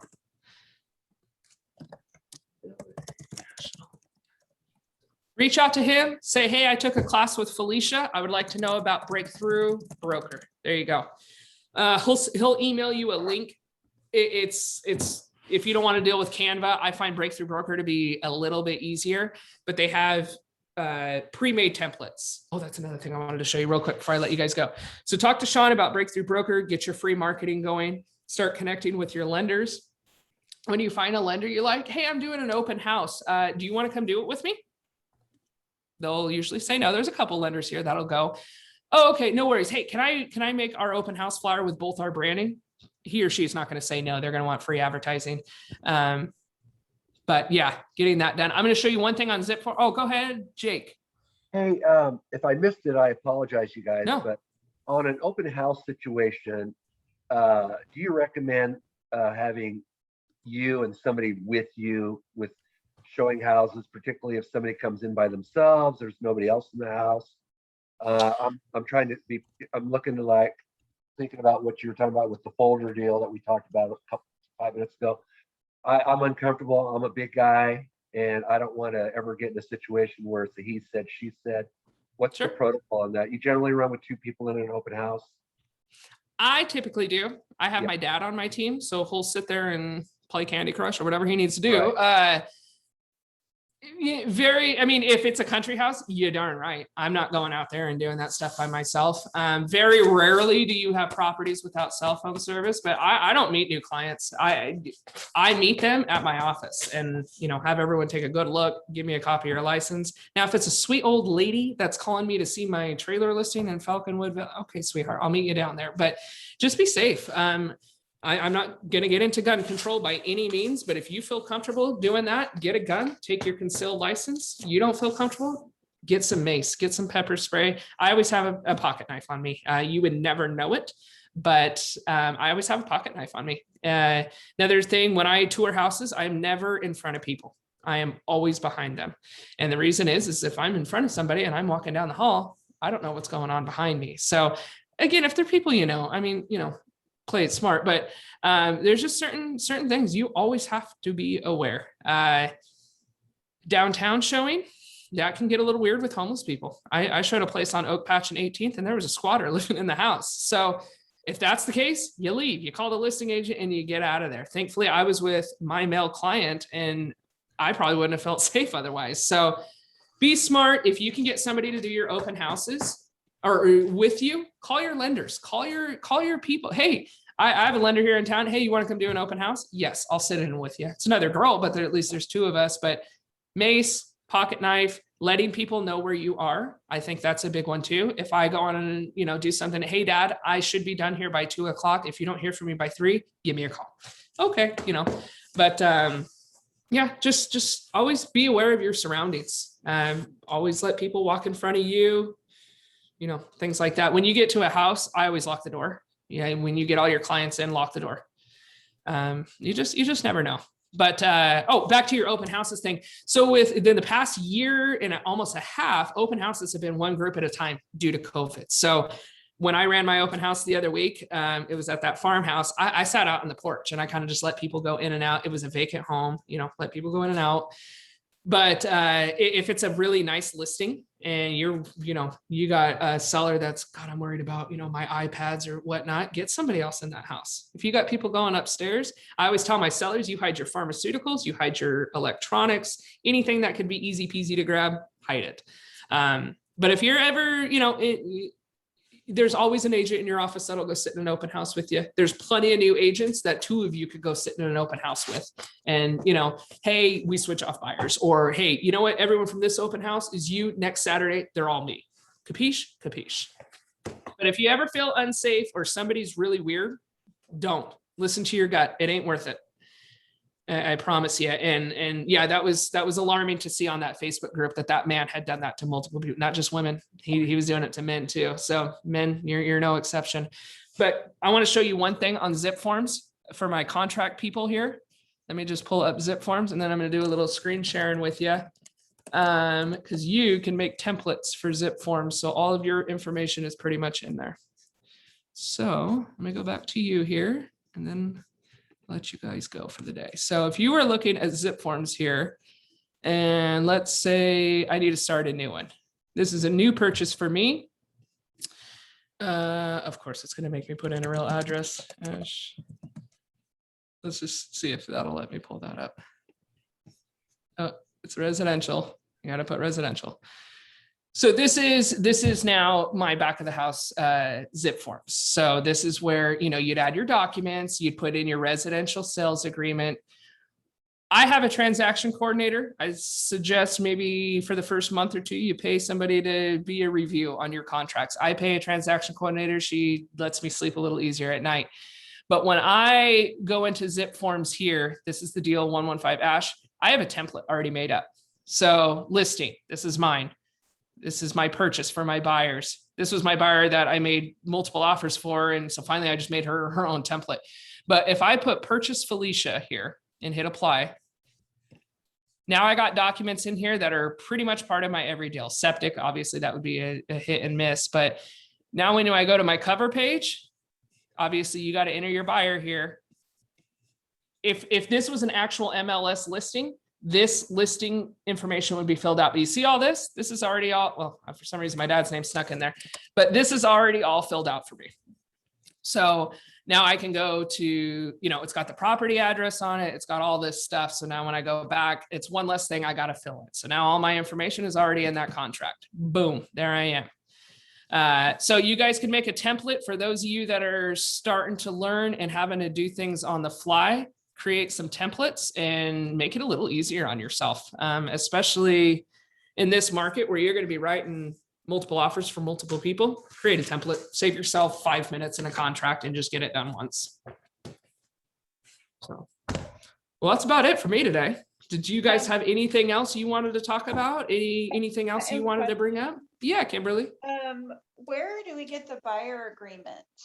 Is that on So Zipform, or where do we? the buyer agreement, if you ask the market center girls should be able to give you that. I believe is what they told me. Yeah, market center, front desk 683@kw.com. Okay, thank you. Yeah, you're very welcome. And then also, can you go over those Facebook groups? You said it was, I'm on. Oh, sure. Here, I'll put them in the chat box too. But Real Estate Agents of Lane County is one. Agents of Lane County. KWRES Mastermind. Okay, Lane County Open Houses. yeah. And there was another one here. Let me pull up my Facebook real quick. You said real estate. belong to too Oh, many then groups. there was another mastermind. Oh, Real Estate. I think it's Real Estate Mastermind. Let me just make sure there. Real Estate. I looked that up and there were a couple of them with that. So it's got that background. Real Estate Agents of Lane County, okay. Oh, that's one I already gave you. Hang on, let me see. There's another one here. Oh, Real Estate Mastermind. So this one has 177,000 members in it. Okay, and that's national. This is a national one. And what are these Facebook groups? These are Facebook groups. Yep. Here, I'll put them in the thing here too. That Real Estate Mastermind, that's a good one. I've gotten some referrals off that. Those nationwide ones are good. So just the more the merrier, that you can join. But those of you that are trying to, get a little bit of local business, visit that Lane County open house. Look at some of those open houses people are doing. You can always ask anyone in the office, but shoot, there may be somebody that needs $600,000-$700,000 open house host for the weekend that can't find one in their office. So they go to that group. So you can turn on alerts for these groups so you can receive notifications when they come through. When a Bold class comes out, I don't know if they're going to be virtual or back in person. I just finished one that was a virtual. Guys, I strongly suggest you do a Bold class. I'm not going to lie. I was a little at first because $400. I'm like, what am I going to get out of this? I know everything. I know everything. I've connected with more referral partners from Bold than I have any other way. My goal is to eventually be about a 50 to 75% referral based business, and groups like Bold in these Facebook groups help. It's not just as important to meet people in your vicinity. It's important to meet people in Salem. It's important to meet people in Portland, Washington, Idaho. Again, referrals. Easiest 25% you're ever going to make.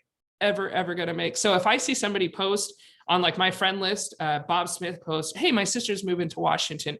Hey, Bob, I'm a realtor here in Eugene. I would love to help. Does she have a realtor up in Washington? No, let me connect you with somebody. Easiest phone call you're ever going to make. You're going to make a couple grand just for making a call. So again, you're only licensed here in Oregon, but you can sure refer all over this world and get your referrals. Does Mega Camp help us? Yes, it absolutely will. I have not personally been to a mega camp because we got shut down with COVID last year. I've been on these Bolds. I'm out of town this year, so I'm not going to do mega camp. So, and something like, mega camp or family reunion, those are really, really good to meet people from all over. I can't wait to go. For me, virtual is a little tough, although this one changed, but like they did a family reunion last year that was all virtual. It wasn't for me.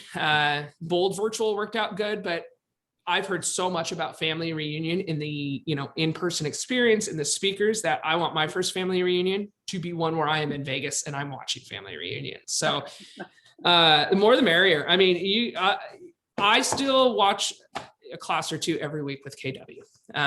Check your emails every day. Listen to these top producers. A lot of these classes, they're not like this where we engage. It's simply listening.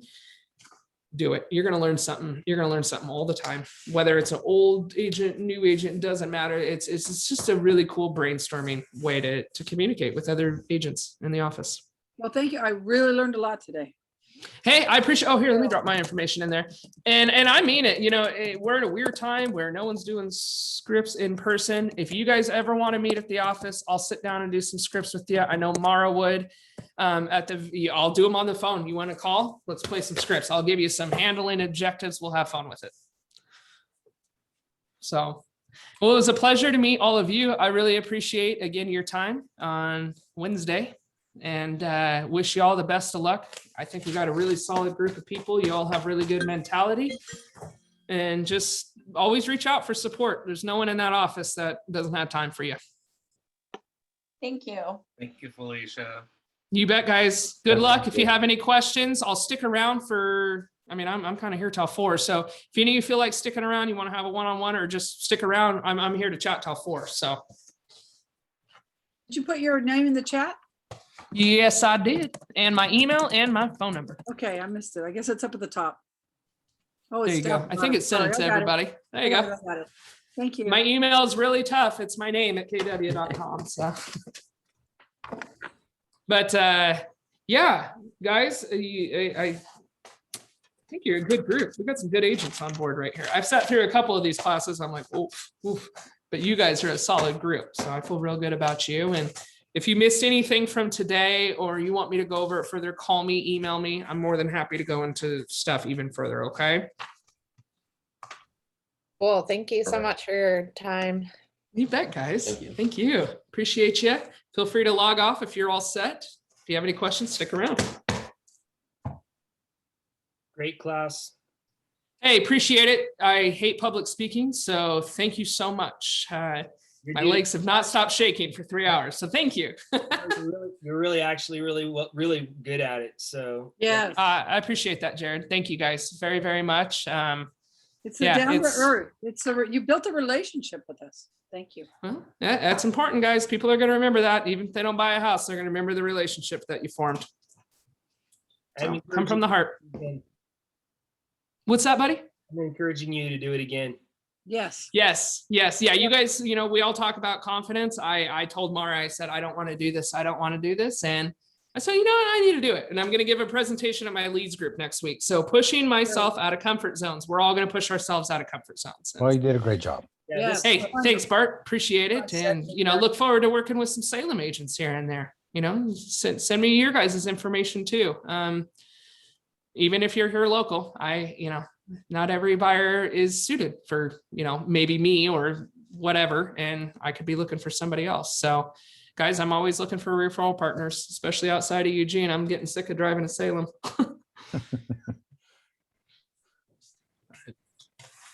You guys have any open houses or anything lined up for the weekend? No, do you have any I can go do for you? I could probably find you one here in Eugene. Yeah. Let me see here. You know who will is Mara. Mara always has one. Stephanie Coates. Reach out to Stephanie Coates. That girl is a freaking powerhouse, but always has people doing open houses for her. Stephanie Coates. So she's about. I've been to class with her before. Yeah, she's awesome. That girl, she's 2 years younger than me. We went to high school together. She's 2 years younger than me. When she turned 18, she went and got her license, and she's like top 1% agent in this town. That girl knows everybody. You talk about a personality meant for real estate. Yeah. That girl's got it. She's smart. She does the road show, the Lane County open house, the Lane County Fairgrounds. She does those road shows. That's you say, oh, I was at Lane County Road Show. Oh, did you run into Stephanie Coates? She's just a powerhouse, but she's just got the personality. She's, not afraid to reach out and ask for conversation. She'll be standing in the grocery line and, oh yeah, I'm just getting done with real estate. Oh, hey, we'd like to sell a house. Not saying it's that easy, but she's built such a rapport in this community that it's truly remarkable. And they're not lying when they say 15% of the agents are doing the work. I've had a few friends join this industry and they're gone. They're way gone, but they don't want to sit and hustle. You guys got to get past these first couple of years, and you will. I have no doubt whatsoever. And it's a grind. It's a constant grind. I go through busy times and slow times, and I'll go from 7 deals to 0. And then I'm like, oh my God, what do I do now? So, constantly having the next step. Okay, I got this deal going. What am I going to have next month? What am I going to do next month? How am I going to get there? Goal setting, it's huge. It's huge. And I've never been a goal setter ever, ever, ever, ever. I've never been, a person that believes in sayings or bold laws. I use so many of those bold laws. I mean, it's a true advocate. I write something new on my mirror, my bathroom mirror every week. What am I going to do this week? This is what you're going to do this week. Sometimes it's business, sometimes it's not, but just having something that I can look at every day and say, ooh, that's my accountability for me. Again, I live alone, so I can come home and dwell, or I can say, buck up, get back to it, and go. But you're going to have your hard days and your easy days, and hard buyers and easy buyers. And it's a good conglomerate. It makes you thankful for the easy ones and makes you work a little harder for the other ones. Thank you so much. Hey, you bet, guys. Appreciate you sticking around. Jared, have a good day. Bye. Nolan's still there. Bart. Aaron, look at Aaron. Aaron wants to do another class. I gotta hop on to office hours now. So yeah. Okay. All right, buddy. Anything else we need from me here? No, that was great. So much good information. Thank you for your perspective. Cool. Yeah, absolutely. That was a good group. There's going to be some successful agents. I better watch out. Have a good My one. buyers are going to start disappearing, going to Bart and Jared and Jane soon. Yeah, we're coming after you. Hey, come on away. Well, guys, have a wonderful, wonderful day. Again, you all have my information. I'll be more than happy to get together with any over the phone or in person. Okay. Great. Sure appreciate it. All right, guys, have a wonderful day. I'll see you later. You too. Take care. Bye-bye.